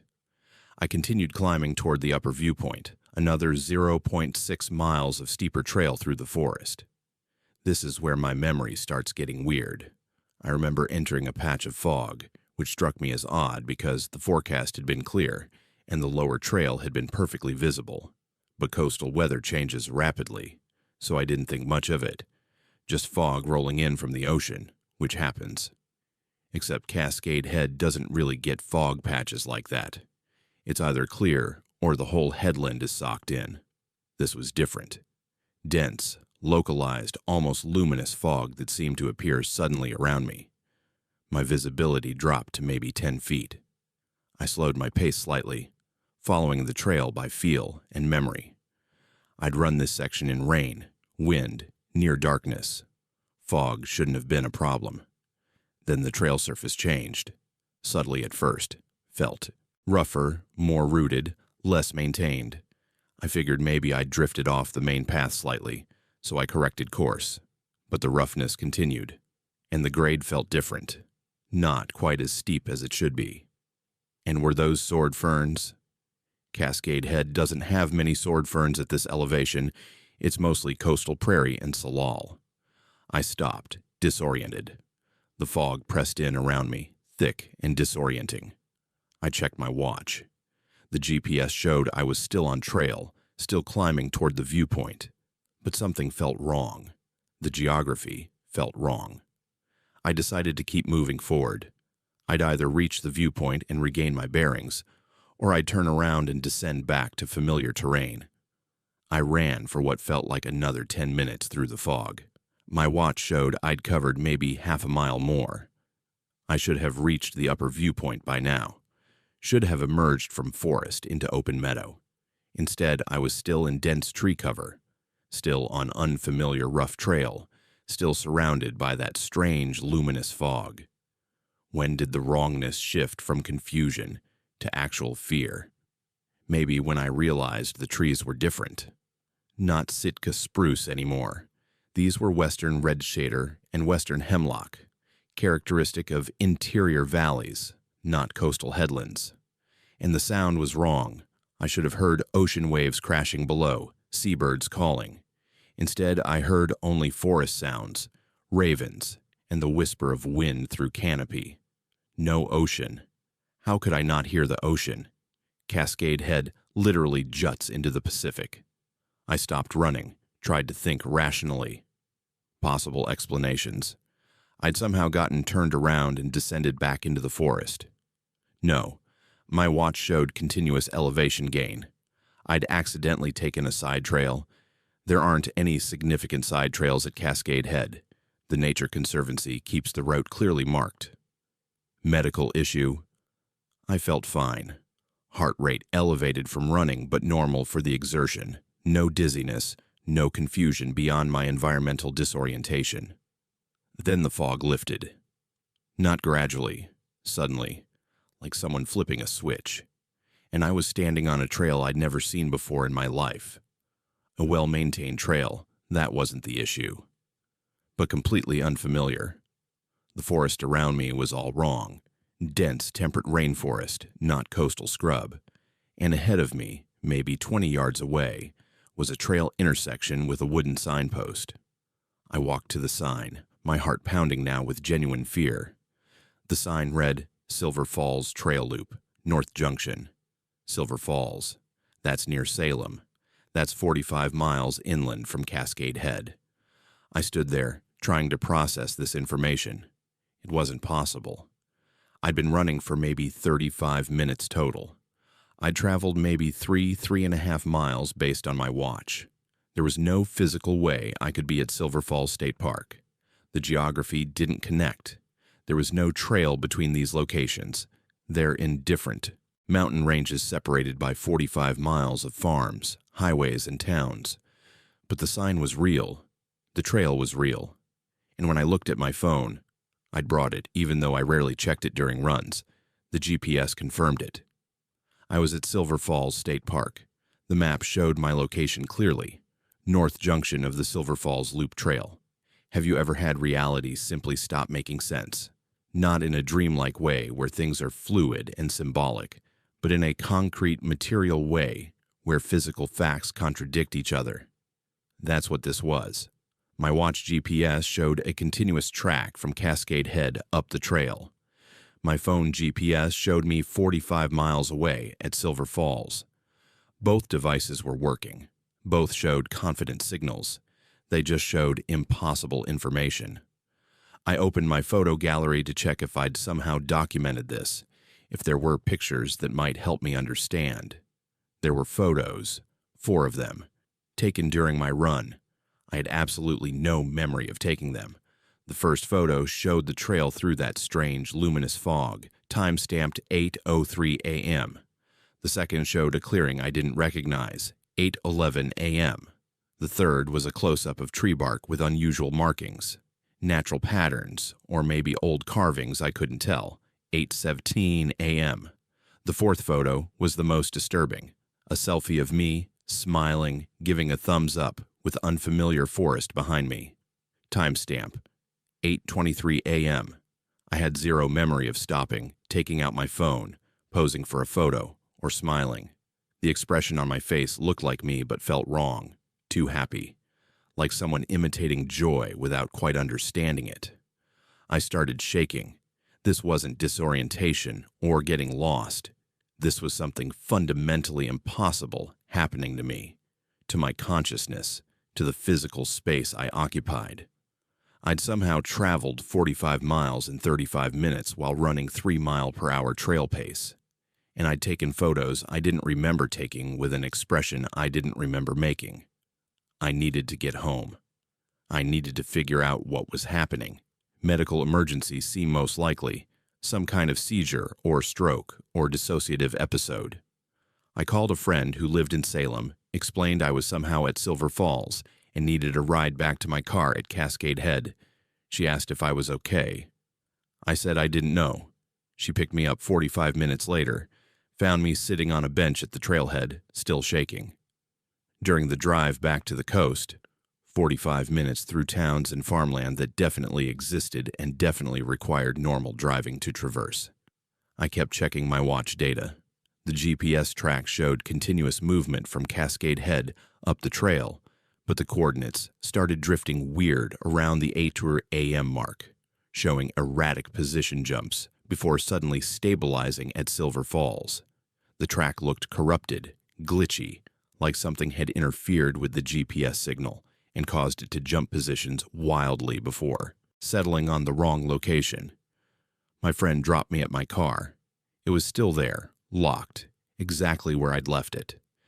The other vehicles in the parking lot had changed, different cars than I remembered, but that made sense given the time elapsed. I drove home in a daze, every assumption I had about reality feeling unstable. I went to my doctor the next day, described everything, the memory gap, the impossible displacement, the photos I didn't remember taking. She ordered comprehensive testing, brain MRI, EEG, blood work checking for everything from brain tumors to heavy metal poisoning. Everything came back normal. No signs of seizure activity, no structural brain abnormalities, no toxins or drugs in my system. She suggested stress, maybe a dissociative episode triggered by overtraining, but that didn't explain the GPS data. I showed it to a friend who works in tech, asked if devices could malfunction in ways that would produce these patterns. He said GPS occasionally glitches, but usually by showing you stationary or in completely random locations, not tracking continuous movement to a coherent wrong destination, and having both my watch and phone show correlated but different impossible data. He'd never seen anything like it. I reported it to authorities, more because I felt like I should document it officially than because I expected help. Filed a report with both Lincoln County Sheriff and Marion County Sheriff, the jurisdictions where Cascade Head and Silver Falls are located. Explained that I'd experienced some kind of spatial displacement and had GPS data showing impossible movement. They took the report politely, but I could see skepticism in their faces. Suggested I might have driven to Silver Falls and not remembered it, though that didn't explain my car remaining at Cascade Head. For weeks afterward, I was terrified I had an undiagnosed brain condition. Kept waiting for the next episode, the next gap in memory, the next impossible displacement. Went to a neurologist for a second opinion, more tests, everything normal. Whatever happened to me left no medical trace. I stopped running alone, started only doing training runs with friends or on urban trails with witnesses. Avoided Cascade Head completely. Couldn't bring myself to go back there. The one time I drove past the turnoff months later, I felt profound dread, physical nausea, an overwhelming certainty that if I went back, I might disappear completely. What happened to me? I've gone through every explanation. Medical episode with false memories. But my GPS data is real and unexplainable. Elaborate prank or drugging. By whom and how. There was no one else on the trail that morning. Technological malfunction creating false data. That doesn't explain my physical presence at Silver Falls. Some kind of spatial anomaly, a genuine impossible fold in geography. That sounds insane, but it's the only explanation that matches what happened. The photos haunt me most, especially that selfie. I've stared at it for hours, trying to remember taking it, trying to recognize the person behind that smile. It looks like me. Same face, same running clothes, same ponytail, but something about the expression is subtly off, like it was taken by someone who doesn't quite understand human facial expressions, but was trying to replicate joy. Did I take that photo? Or did something else take it using my hand, my face, trying to document whatever impossible thing was happening to me during those missing minutes when I traveled 45 miles through fog and emerged in the wrong forest? I still run, still train for ultras, but I stay on urban trails now, popular routes with crowds. I check my GPS obsessively during runs, comparing watch and phone constantly, making sure they agree on my location. Friends have noticed I'm more anxious, more cautious. Some think I never fully recovered from whatever medical episode I experienced. They might be right. But I know what I experienced wasn't medical. It was geographical, spatial, maybe something to do with how reality itself is structured. And I know that somewhere between the coastal headlands of Cascade Head and the interior forests of Silver Falls, there's a connection that shouldn't exist, a trail through fog that leads to impossible destinations. The wilderness isn't just dangerous because of wildlife, or weather, or getting lost. It's dangerous because sometimes the landscape itself stops following reliable rules. Sometimes the trail you're running leads somewhere else entirely, and you might not even remember the journey. You'll just emerge into wrong geography, with photos on your phone showing a smile that doesn't feel like your own. I carry that knowledge now, and I'll never run alone in remote forests again, because I can't trust that the trail I start on will be the same trail I finish. Geography might be more fluid than we believe, and if it happened to me once, it could happen again. Next time, I might not emerge somewhere I can call for a ride. Next time, I might emerge somewhere no one has ever been, or somewhere people don't come back from. The Pacific Northwest forests are vast and beautiful and ancient, but they contain more than trees and trails. They contain places where space itself becomes unreliable, where a morning training run can become an impossible journey through fog into wrong landscapes. I found one of those places. I survived it with nothing more than confusion and unanswerable questions. But others might not be so lucky. and that terrifies me more than any physical danger I've ever faced in mountains or forests or 100-mile races. Because you can prepare for terrain and weather. You can't prepare for the moment when reality stops making sense and the trail beneath your feet leads somewhere that shouldn't exist. My name is Grayson, and I'm 45 years old. For the past 18 years, I've worked as a communications technician for the Forest Service, maintaining radio repeater stations and fire tower equipment throughout Washington's wilderness areas. It's solitary work, technical work, the kind of job that suits someone who prefers equipment to people and silence to conversation. I've climbed hundreds of towers, fixed countless radios, spent weeks alone in remote locations, troubleshooting systems. I thought I understood my job completely, the equipment, the protocols, the risks. But what happened at a fire tower in Okanagan-Wenatchee National Forest in July 2023 shattered my understanding of time itself and left me questioning whether the reality I perceive is stable or just one possibility among infinite loops that might be constantly resetting around us without our knowledge. The assignment was routine maintenance on a communications repeater located on a fire lookout tower about 15 miles northwest of Lake Chelan. The site reported intermittent signal degradation, probably weather damage to the antenna, or corrosion on connections, standard issues for equipment exposed to harsh alpine conditions. I drove out on July 23rd, planning a same-day trip. Arrive mid-morning, climb the tower, diagnose and fix the problem, descend, drive home. 4 hours of work maximum. The tower sat at about 6,000 feet elevation, accessible by a rough Forest Service road that required four-wheel drive. The landscape was classic eastern Cascades, mixed pine and fir forest, drier than the wet side, with views stretching across ridge lines into British Columbia on clear days. I arrived at the tower site around 10:30 a.m. Perfect weather, temperature in the mid-70s, unlimited visibility, light breeze. Ideal conditions for tower work. The tower itself was a standard 70-foot steel structure bolted to a rocky outcrop, with the repeater equipment housed in a weatherproof shelter at the top. I'd worked on this specific tower twice before, knew its quirks. I gathered my tools, checked my safety harness, and began the climb. The ascent took about 12 minutes, methodical and careful. Tower climbing is dangerous work, and complacency kills.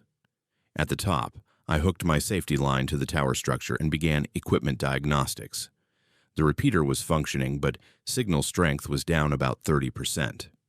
I checked antenna connections first, found corrosion on one coaxial fitting, as expected. Started the repair process.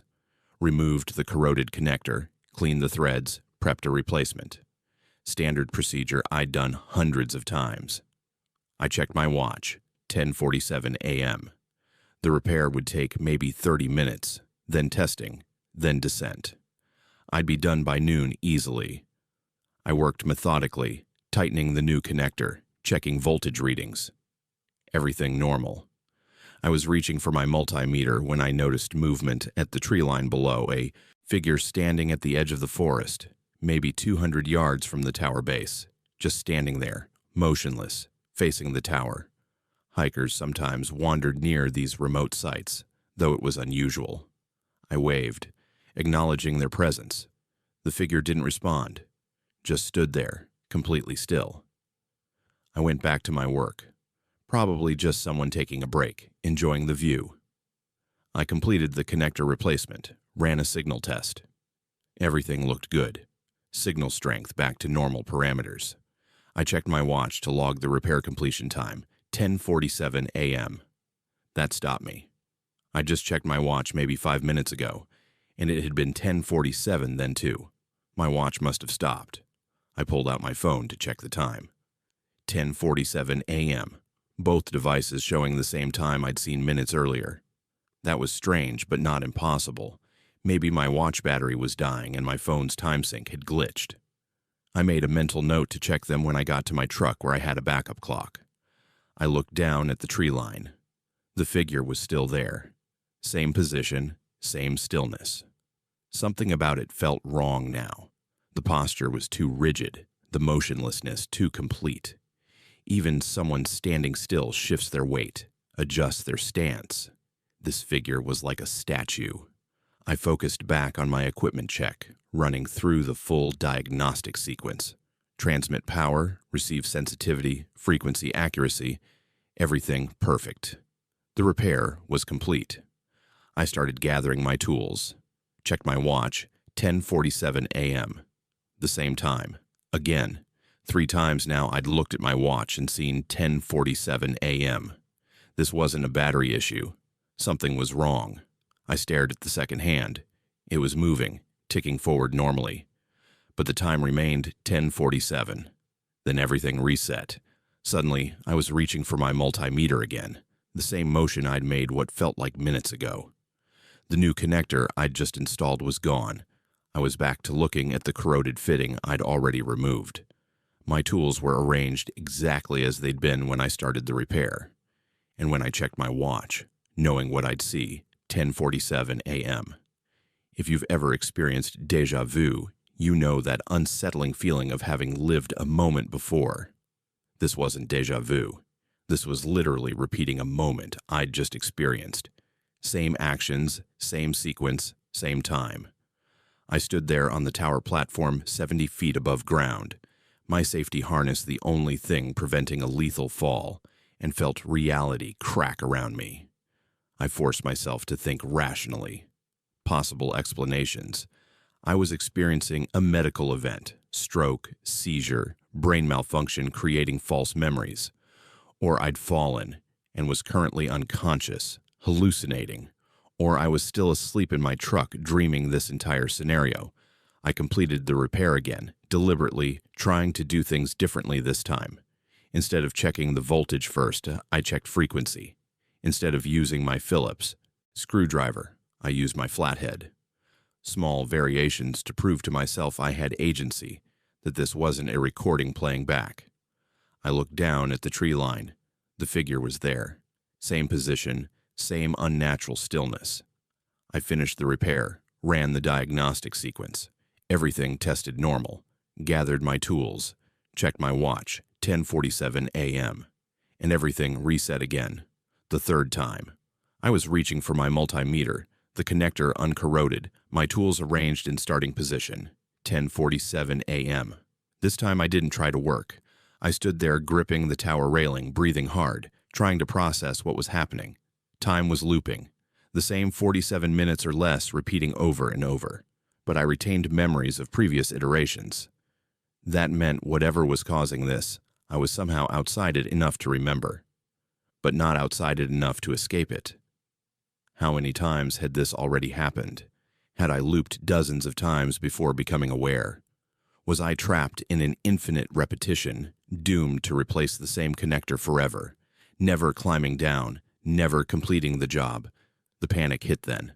Full, overwhelming primal terror. I was trapped.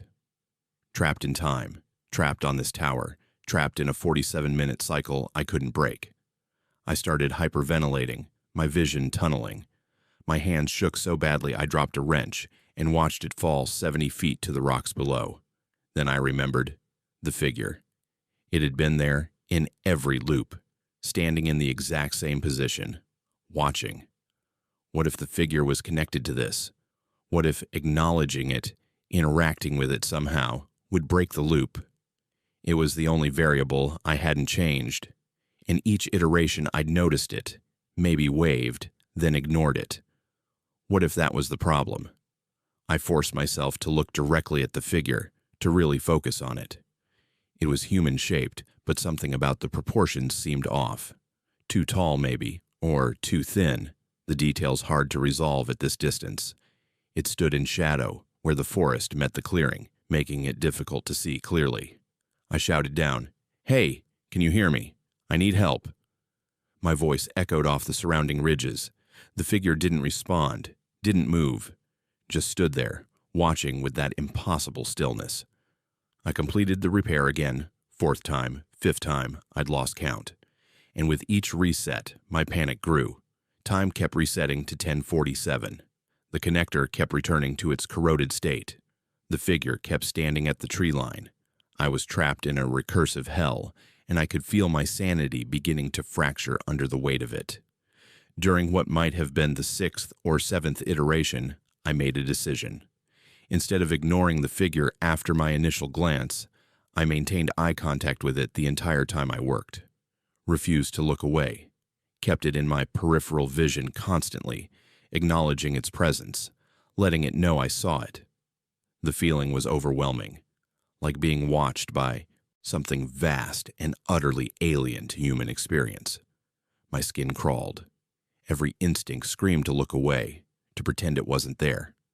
But I forced myself to keep that acknowledgement constant while I worked through the repair sequence one more time. I ran the final diagnostic, everything nominal, gathered my tools, checked my watch, 10:47 a.m., but this time when I looked again immediately, 10:48 a.m. The second hand was moving, time was progressing, the loop had broken. I looked down at the tree line. The figure was gone. Just empty space where it had been standing. No sign it had ever been there, no footprints in the dirt, nothing. I climbed down that tower faster than I ever had, safety protocols abandoned in my desperation to reach ground level. When my boots hit solid earth, I actually kissed the ground, overwhelmed with relief at escaping that temporal prison. I ran to my truck, fumbled my keys, started the engine. That's when I checked my phone properly. July 26th, 2:35 p.m. 3 days had passed. Not the 47 minutes of the loop, not even the few hours my work should have taken. 3 full days. I'd entered the loop on July 23rd, around 10:47 a.m. I'd exited it on July 26th in the afternoon. Somewhere in that temporal repetition, real time had continued flowing outside the loop while I remained trapped in recurring minutes. I had no memory of those 3 days beyond the repeated attempts to fix the repeater. No memory of night falling, of sleeping, of eating or drinking.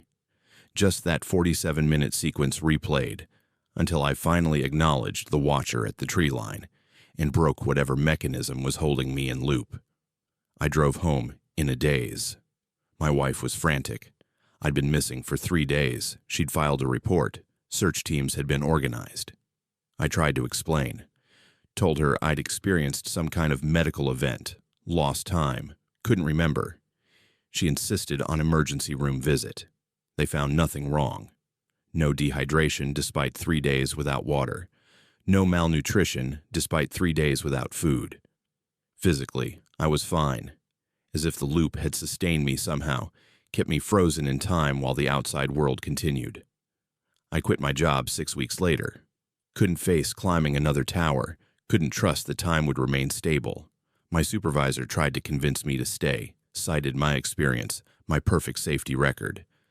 But I couldn't explain the real reason, that I'd been trapped in temporal loop and feared it might happen again, might trap me forever next time. My family noticed the changes in me. I became withdrawn, obsessive about checking clocks, constantly verifying that time was flowing normally. Started seeing a therapist for anxiety and claimed trauma from a work accident, though I never told her the real story. How do you explain to a mental health professional that you were trapped in time loop? That you only escaped by acknowledging a figure that shouldn't have existed? What was that thing at the tree, line, observer, guardian, or something else entirely? Some entity that exists outside normal time and occasionally pulls people into recursive loops for purposes I can't fathom. And why did acknowledging it break the cycle? Was that the test? The escape condition? Recognize the watcher and time releases you? I'll never know, and honestly, I don't want to know. I want to live in baseline reality where time flows forward linearly and tower maintenance jobs don't trap you in eternal repetitions. But I can't unknow what I experienced. I can't unsee that figure. And I can't escape the knowledge that somewhere in Okanogan Wenatchee National Forest, there's a communications tower where time doesn't work properly, where 47 minutes might repeat forever unless you notice the watcher waiting at the tree line. I still see that figure sometimes in my peripheral vision, standing at street corners, at the edge of parking lots, in the shadows between buildings, always watching, always motionless. I don't know if it's real or if the loop broke something in my perception. My therapist thinks it's trauma manifestation, but I know better. It's still watching, still waiting. Maybe waiting for me to stop noticing again so it can pull me back into another loop. Time isn't stable. It can bend, repeat, trap you in cycles you might never escape. I learned that at 70 feet elevation on a tower in wilderness, and the knowledge has fundamentally changed how I experience every moment. Because every moment now carries the fear that it might repeat, that I might be trapped again, that the watcher might return, and this time I won't be able to break free. The Pacific Northwest forests hold more than trees and wildlife. They hold places where time itself becomes unstable, where mysterious watchers stand at tree lines, pulling people into impossible loops, where 3 days can pass in what feels like hours of repeated minutes. I found one of those places. I survived it. Though survived might be the wrong word for existing with the constant awareness that reality is more fragile than we believe, and time is a courtesy that can be revoked without warning. I tell people I had a medical incident that forced me to change careers. It's simpler than the truth. The truth is, I experienced something that science can't explain and psychology can't treat. And the only way I can function is by pretending it was a singular event, rather than acknowledging it might be gateway to phenomena that happen constantly in wilderness where no one is watching, where time loops swallow people who never escape, who repeat moments forever because they never notice the watcher that holds the key to release. I noticed, eventually, and time let me go. But the price was the certainty that the world operates by rules I thought I understood. That confidence is gone. Now I live in the knowledge that at any moment, time might stutter, repeat, trap me again in cycles I might never break. And somewhere in the forest, figures watch and wait for people to stop noticing them so they can pull us back into temporal prisons where 47 minutes last 3 days and reality becomes nothing more than recursive nightmare. My name is Janaya, and I'm a 33-year-old professional forager, supplying restaurants across Portland with wild mushrooms, berries, and foraged greens. It's niche work that requires deep knowledge of ecosystems, perfect identification skills, and willingness to spend long hours alone in forests during optimal harvest seasons. I love it. The solitude, the connection to landscape, the satisfaction of providing chefs with ingredients they can't get anywhere else. October is prime chanterelle season in the Coast Range forest near Astoria, and I know productive spots I've harvested for years. What happened during what should have been a routine foraging trip in October 2024 changed everything. Some encounters in the wilderness aren't with wildlife or weather. Sometimes you meet people who shouldn't be there, wearing wrong clothes for wrong seasons, existing in wrong time. And when they vanish in front of you, you're left questioning whether they were ever real at all. October 15th, 2024. Perfect chanterelle weather. Recent rain, cool temperatures in the mid-40s, overcast skies. I drove to a spot I'd been harvesting for 3 years, public forest land about 12 miles east of Astoria in the Coast Range. Dense Douglas fir and Sitka spruce forest, north-facing slope with excellent drainage. The kind of place where chanterelles grow in abundance once conditions align. I parked on an old logging road around 9 a.m., gathered my gear, basket, knife, brush, water, GPS device, and hiked in. The walk was maybe 40 minutes through thick forest, crossing a small creek, navigating around fallen logs. I know this route perfectly. I've made it dozens of times. The chanterelles were fruiting beautifully. Within 20 minutes, I'd found several productive patches, golden mushrooms pushing up through moss and duff. I worked methodically, harvesting carefully, leaving smaller specimens to grow. Professional foraging requires sustainability. You take enough to fill orders, but never strip an area completely. Around 11 a.m., working a particularly dense patch on a steep slope, I heard someone moving through the forest above me. Footsteps, branches breaking, the sounds of someone walking without particular care for stealth. Not unusual. These are public lands. Hikers pass through occasionally. I glanced up. A young woman was descending the slope toward me, maybe 25 years old, dressed in shorts and a tank top, in 40-degree weather, in October, while I was wearing fleece layers and a rain jacket. My first thought was concern. She looked lost, moving without direction, pushing through salal and ferns rather than following any trail. And those clothes, completely inadequate for conditions. She was going to get hypothermic. I called up to her. "Hey, are you okay? Do you need help?" She looked at me with this odd expression, relief mixed with confusion, and said, "Oh, thank God. I've been trying to find the parking lot. I've been walking for hours. Hours. In those clothes." Her skin should have been blue. She should have been shivering uncontrollably, but she looked fine, completely comfortable, no visible signs of cold stress. She reached my location, stepping carefully down the steep slope. Up close, she looked even more out of place, wearing running shorts, athletic tank top, trail runners, summer gear, and she wasn't dirty or scratched despite pushing through dense brush. Her clothes were clean. "Where did you start from?" I asked, trying to assess the situation. "The parking lot," she said. "This morning. I just wanted to go for a quick hike before heading home." This morning. But it was nearly noon, and she looked like she'd been hiking maybe 30 minutes based on her condition. No exhaustion, no distress, just mild confusion about direction. "Which parking lot?" I asked. There were several access points in this area. She described a location that matched where I'd parked.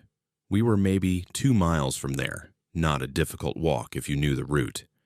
But she claimed to have been wandering for hours. Something felt profoundly wrong. The clothes, the lack of cold response, the time discrepancy. But she seemed genuinely lost and confused, so I offered to walk her back. Professional foragers know these woods. It's our responsibility to help people in trouble. "That would be amazing," she said, smiling. "I'm so turned around. Everything looks the same out here." We started walking, me leading, her following. I tried making conversation, assessing her mental state. "What's your name?" "Melissa," she said. "You drove here this morning?" "Yeah, early. Maybe 6 a.m. I wanted to catch sunrise from the ridge." 6 a.m.? That was over 5 hours ago. If she'd really been walking that long, she should have covered miles, should have found a road or landmark, and she'd be exhausted. But her breathing was normal, her pace steady. I glanced back at her. "Are you feeling okay? Not cold?" She looked down at her clothes as if noticing them for the first time. "Oh, I guess I should be cold. But I'm not really." The way she said it, not relieved or grateful, just stating fact with mild surprise, made my skin crawl. We walked for maybe 10 minutes. I kept checking on her, kept trying to understand what was happening. She answered questions, but her responses felt scripted, like she was playing a role without fully understanding it. "Do you hike this area often?" I asked. "This is my first time," she said. "I just moved to the coast." "From where?" She paused too long before answering. "Portland. I moved last month." But something about the pause felt off, like she was accessing information she should have known instantly. We reached a small clearing where I'd cached some of my harvest equipment earlier. I told her to wait a moment while I grabbed my extra water bottle from my pack. I wanted to make sure she was hydrated. I turned to rummage through my pack, found the bottle, turned back. She was gone. Not walked away, not moved deeper into forest. Gone. Completely vanished. I was facing away for maybe 5 seconds, and the clearing was open. I would have heard her leave, would have seen her movement in my peripheral vision. "Melissa," I called. Nothing. I walked the perimeter of the clearing. No footprints in the soft ground beyond where she'd been standing. No sounds of retreat. No sign she'd ever been there except the depression in moss where she'd stood. I felt cold fear spreading through my chest. People don't vanish. They don't disappear in 5 seconds from an open clearing. I searched for 20 minutes, calling her name, looking for any sign of where she'd gone. Nothing. I hiked back to my truck, half convinced I'd imagined the entire encounter, but I hadn't. She'd been real. I'd talked to her, walked with her, seen her clearly. She'd been there, and then she wasn't. I drove straight to the Clatsop County Sheriff's Office in Astoria, filed a report, described the encounter, the woman's appearance, the impossible vanishing. The deputy took notes, asked clarifying questions, looked concerned, said they'd send someone to search the area. Then he asked me to look at something. He pulled up a missing person poster on his computer. Young woman, 24, last seen in July 2024, wearing shorts and tank top. Described as going for a morning hike in Coast Range Forest near Astoria. The photo showed Melissa, the same woman I'd just encountered, who'd been missing for 3 months. I stared at that poster, trying to process what I was seeing. The woman I'd met, who'd been wearing summer clothes in October, who hadn't seemed cold, who described hiking this morning. She'd been missing since July, had vanished during a summer hike 3 months before I encountered her. That's her, I said. That's who I just saw. The deputy's expression changed. That's not possible. We searched that area for weeks. She's been missing since July 15th, 3 months ago. But I'd seen her, had walked with her, had watched her vanish when I turned away for 5 seconds. They searched the area again, found nothing. No footprints, no signs of recent presence, no Melissa. The search team was thorough, but came up empty. She wasn't there. Maybe she'd never been there, at least not in any conventional sense. Over the following weeks, I became obsessed with understanding. I researched the original search, read every article about her disappearance. Melissa had gone hiking on a warm July morning, told her roommate she'd be back by lunch. Her car was found at the exact parking area where I'd parked. She'd never returned. Had I encountered her ghost, some temporal echo of a person who died months earlier? Or had she been trapped somehow in July, experiencing that same morning over and over, occasionally becoming visible to people who happened to be in the right place? The nightmares started within days. I'd dream of her standing in forest clearings, wearing summer clothes in wrong seasons, smiling that odd smile and saying she just needed help finding the parking lot. In the dreams, I'd turn away and turn back, and she'd be gone. And I'd search forever through endless forest, finding nothing but her footprints that appeared and disappeared randomly. I stopped foraging alone, started bringing friends, other foragers, anyone who'd agree to come. Couldn't face the solitude anymore. Couldn't trust that if I encountered something strange, I'd have witnesses. The forest that had been my workplace, my sanctuary, became threatening. I still forage professionally. It's my livelihood. But I avoid that area completely. Can't go back to where I met her. Can't risk encountering her again or worse, encountering others like her. Because if one person could exist out of time, trapped between July and October, visible but untouchable, how many others might be walking Pacific Northwest forests in wrong seasons, wearing wrong clothes, forever lost in moments they can't escape? The authorities closed Melissa's case as unsolved. She's still listed as missing. Her family still hopes she'll be found. But I know something they don't, that she's somewhere in those Coast Range forests, experiencing an eternal July morning, occasionally visible to people like me who happen to be in the right place at the wrong time, asking for help, reaching a parking lot she'll never find. The wilderness keeps its lost. Sometimes it keeps them in ways that defy death, that trap them between moments, that let them flicker into visibility just long enough to terrify the living before vanishing back into whatever impossible space they occupy. I saw it happen. I met someone who shouldn't have been there, and when I turned away, She stopped existing in any space I could reach. Now I carry that knowledge like a weight. Every time I'm in the forest, I wonder who else is out there, trapped in wrong time, visible only briefly, forever asking for help that no one can provide because they're not really there, or they're so thoroughly there that our world can't hold them anymore. My name is Kaylani, and I'm a 31-year-old professional ski guide and avalanche instructor. I've been working in backcountry skiing for 9 years, guiding clients through Mount Hood wilderness and surrounding areas throughout winter seasons. My job requires absolute confidence in my skills, reading terrain, assessing avalanche danger, making split-second decisions that keep people alive in environments that can kill within minutes. I've guided hundreds of trips, taught avalanche courses, rescued people from dangerous situations. I trust my training, my experience, my judgment. But what happened during a routine scouting trip in February 2025 broke that confidence completely and left me questioning whether the mountains I know contain phenomena my training never prepared me for. February 8th, 2025.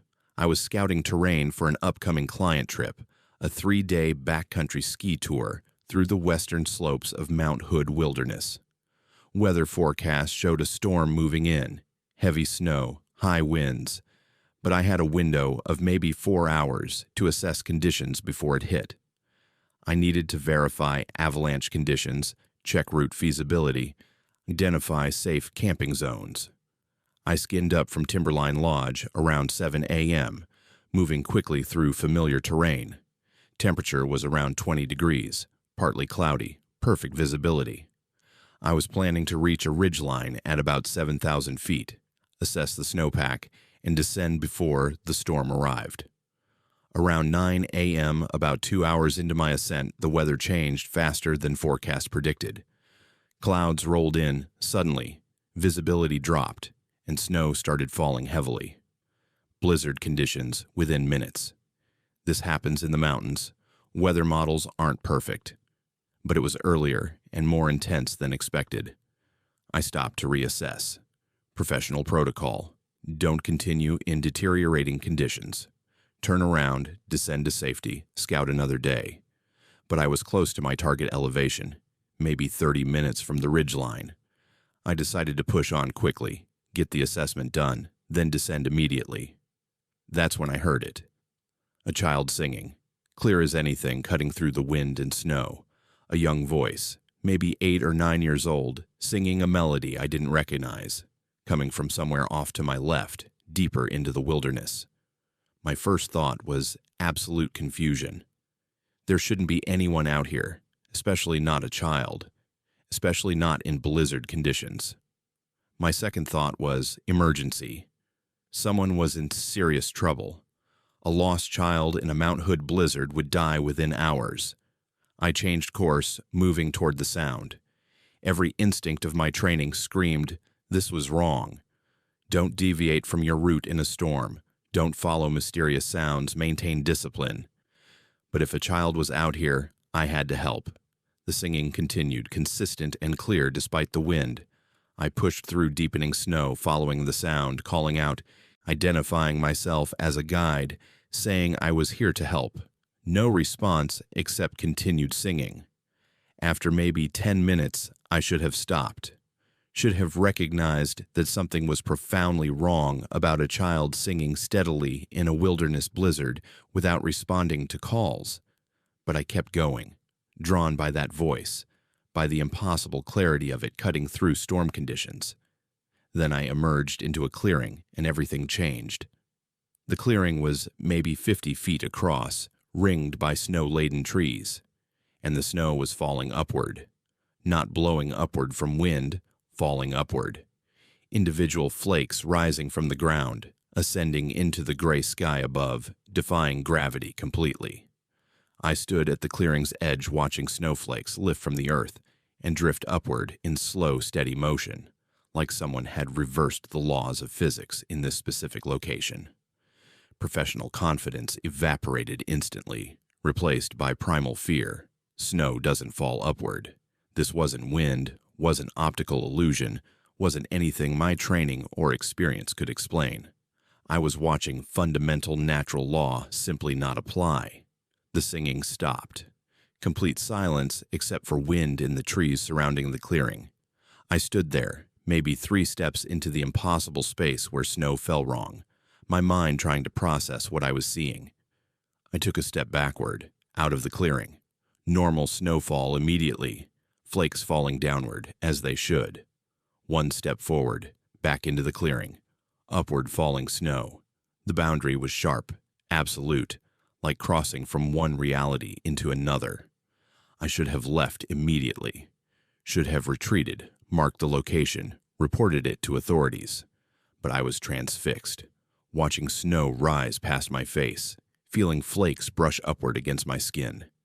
It felt normal, temperature, texture, wetness all correct, but moving in impossible direction. I walked toward the clearing center, watching my tracks fill with snow that fell from ground upward rather than sky downward. The storm continued around the clearing, but inside this space, everything was inverted, reversed, wrong. Then I noticed the tracks. Small footprints in the snow, child-sized, leading into the clearing from the opposite side. Fresh tracks made recently, leading in but not out, ending in the clearing center where the snow rose thickest. Had someone brought a child here? Had a child wandered into this impossible space and been unable to leave? Or were these tracks something else entirely? Evidence of whatever phenomenon created this gravity-defying zone. I called out again. Hello? If you can hear me, I'm here to help. My name is Kehlani. I'm a professional guide. My voice sounded flat, absorbed by the strangeness around me. Nothing. Just wind and the soft sound of snow falling upward, the whisper of 1,000 flakes rising against all natural law. I realized I needed to leave, document this somehow, and report it. This wasn't something I could handle alone. I took photos with my phone, several shots of the upward falling snow, the inverted accumulation patterns, those small footprints. Then I turned to exit the clearing, and I couldn't find the exit. The trees ringing the clearing all looked identical, snow-covered and featureless. I'd entered from one direction, but now every direction looked the same. The clearing that had seemed 50 feet across now felt larger, or maybe the edges were shifting. Panic rising, I picked a direction and walked, expecting to reach trees. The boundary stayed ahead of me, receding. I stopped, forced myself to think rationally. Use your compass. I pulled it out. The needle spun wildly, unable to settle on any direction. Equipment malfunction, or something about this impossible space that affected magnetic fields. I tried my phone's GPS, no signal. Altimeter reading showed impossible elevation, 14,000 feet, far higher than Mount Hood summit. Every instrument I carried was giving me wrong information or failing completely. How long did I wander that clearing? Trying exits that led nowhere, following my own tracks in circles through upward falling snow, calling for help that never came. Time felt stretched, unreliable. I checked my watch repeatedly, minutes passing normally according to the second hand, but the experience felt longer. Hours compressed into minutes, or minutes expanded into hours. Finally, I saw a break in the trees that looked different, darker, more defined.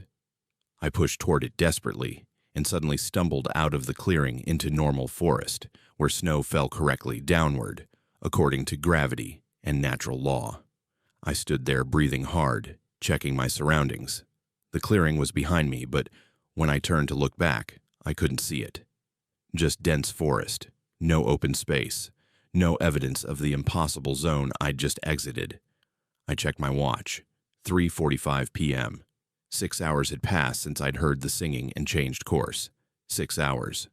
But my tracks in the snow behind me showed maybe 20 minutes of wandering. A short loop from where I'd left my route, brief deviation, then return. The physical evidence showed 20 minutes. My watch showed 6 hours. My experience felt like maybe an hour of confused wandering. Which measurement was real? How long had I actually been in that clearing where snow defied physics and children sang without being seen? I descended immediately, abandoning the scouting mission, my professional discipline overwhelmed by need to escape. Reached Timberline Lodge as darkness fell. The storm I'd been worried about hadn't arrived yet. Forecast timing had been correct after all. Weather hadn't changed early like I'd experienced. Or had it? I didn't trust my own memories anymore. I canceled the client trip, called them that evening, cited unsafe avalanche conditions, which was partially true. I couldn't assess conditions I'd never reached. But the real reason was I couldn't guarantee safety in mountains that contained clearings where natural law broke down. I reported what happened to my supervisor, trying to describe it rationally. Mentioned discovering unusual snow behavior, possible magnetic anomaly, equipment malfunction. Suggested the area be flagged for further investigation. He listened patiently, then said what I'd expected. Altitude sickness. Hypoxia affects judgment, creates hallucinations, causes confusion. Take a few days off, see a doctor, get checked out. I went to a doctor. Oxygen saturation normal. No signs of altitude-related issues. But how do you argue with the rational explanation? Professional ski guide at elevation experiences confusion and sees impossible things. Obviously, altitude sickness. Obviously, hypoxia-induced hallucination. The alternative, that there's a clearing in Mount Hood wilderness where snow falls upward and children sing without being present, is too impossible for institutional acceptance. I have the photos on my phone. They show nothing useful. Blurry shots of falling snow that could be moving in any direction, trees that look like any trees, footprints that could be anyone's. Visual evidence that proves nothing except I was in a forest during a snowstorm. But I know what I experienced. I watched snow rise from earth to sky in defiance of gravity. I heard a child singing in wilderness where no child should be. I wandered a clearing that should have been 50 feet across for what felt like an hour, while 6 hours passed outside, and my tracks showed only 20 minutes of movement. The mountains I've guided for 9 years contain something beyond weather and avalanche danger. They contain spaces where physical laws break down, where time becomes unreliable, where sounds lure people into impossible clearings. And I don't know how to incorporate that knowledge into my professional practice. I'm taking a break from guiding. Told clients I'm dealing with personal issues, which is true. I'm dealing with the personal issue of no longer trusting my perception of reality. My confidence is shattered. How do I assess avalanche danger when I can't trust that snow will fall downward? How do I navigate terrain when compasses might spin and GPS might fail? Somewhere on Mount Hood's western slopes, there's a clearing where natural law doesn't apply. Maybe it's always there. Maybe it only appears in certain conditions. Maybe I'm the only person who's found it. Or maybe others have found it and, like me, discovered their experience can't be explained or documented or believed. The wilderness keeps its impossible places hidden from casual observation. But sometimes, people like me stumble into them, experience things that shouldn't exist, and emerge changed, unable to trust the confidence that professional expertise provides because we've seen the foundation crack. I watched snow fall upward in February 2025. That simple, impossible fact has rewritten everything I thought I knew about mountains, physics, and the reliability of training and experience. And I carry that knowledge like a weight, unable to share it meaningfully, unable to unknow it, unable to return to the confident competence I once felt in wilderness that I now understand contains mysteries deeper and stranger than I'll ever be prepared to face. My name is Patricia, and I'm 48 years old. For the past 20 years, I've worked as a timber cruiser, a forest inventory specialist who conducts detailed tree surveys for timber companies planning harvest operations. It's precise, solitary work that requires moving through remote forest, systematically measuring trees, assessing volume, marking boundaries.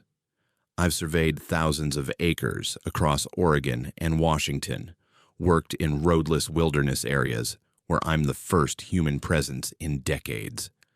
I thought I'd seen everything forest could show me.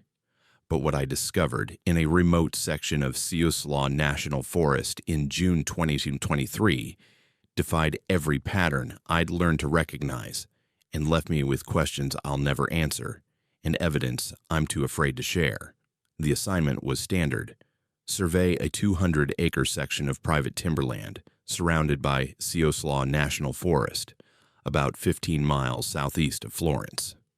The area was designated for possible harvest, and my company needed accurate timber volume estimates.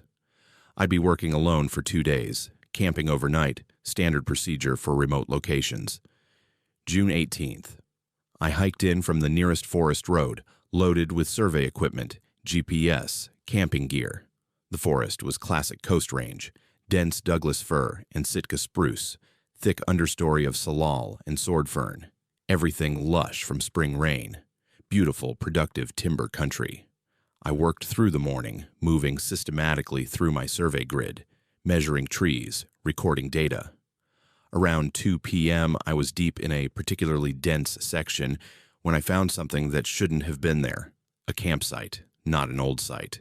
Recent. A modern tent, good quality, maybe $400 retail, set up in a small clearing, but the location made no sense.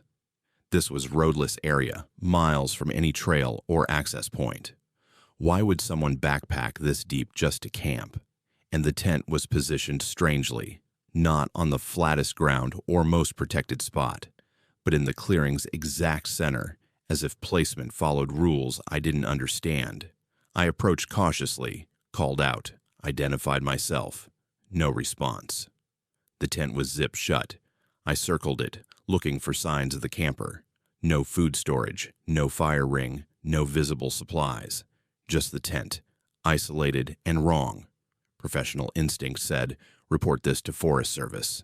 Unauthorized camping in roadless areas, possible violation. But curiosity made me look closer. The tent fabric was clean, showed no weather damage despite this being a wet climate. And something else, the tent was warm. I could feel heat radiating from it despite no visible heat source, no fire, no equipment. I unzipped the entrance. Inside was stranger than outside. Sleeping bag arranged perfectly. Camping gear organized with unnatural precision. A lantern that glowed faintly despite being off. And on a small camp table, a journal. The journal was modern, spiral-bound notebook you'd buy at any store. But the writing inside made my skin crawl. English, but the grammar was subtly wrong. Not broken English like a non-native speaker, but English written by something that understood vocabulary, but not quite how humans structure sentences. I photographed several pages with my phone. The entries described waiting for the door, repeated over and over in slight variations. I wait for the door. When will the door open? The others say the door comes soon. We prepare for door opening. Door must open. We wait. What door? Door to where?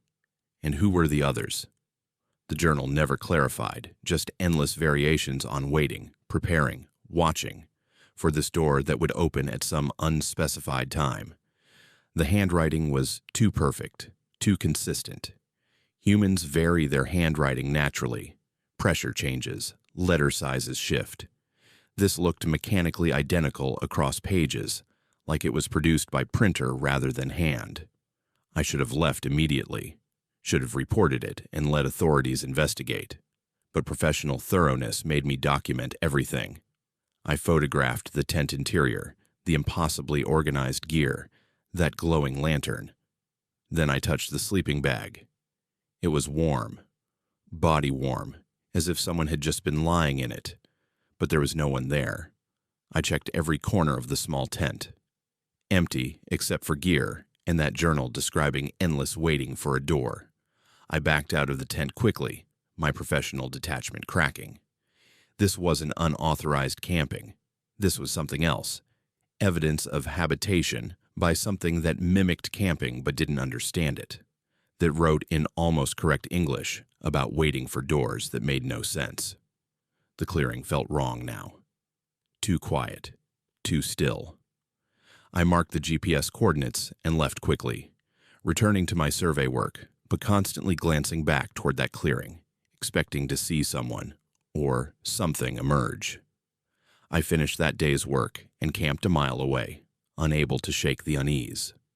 That night, I reviewed the journal photos on my phone, reading those repetitive entries about doors and waiting.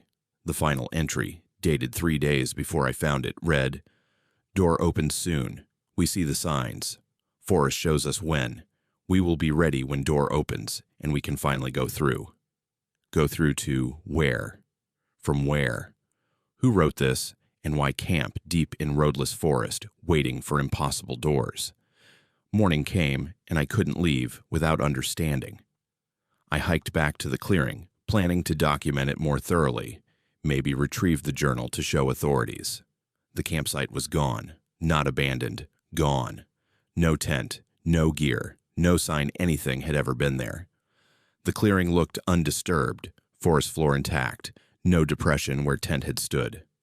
I checked my GPS, correct coordinates. This was the location, but there was nothing. I searched for an hour, found nothing.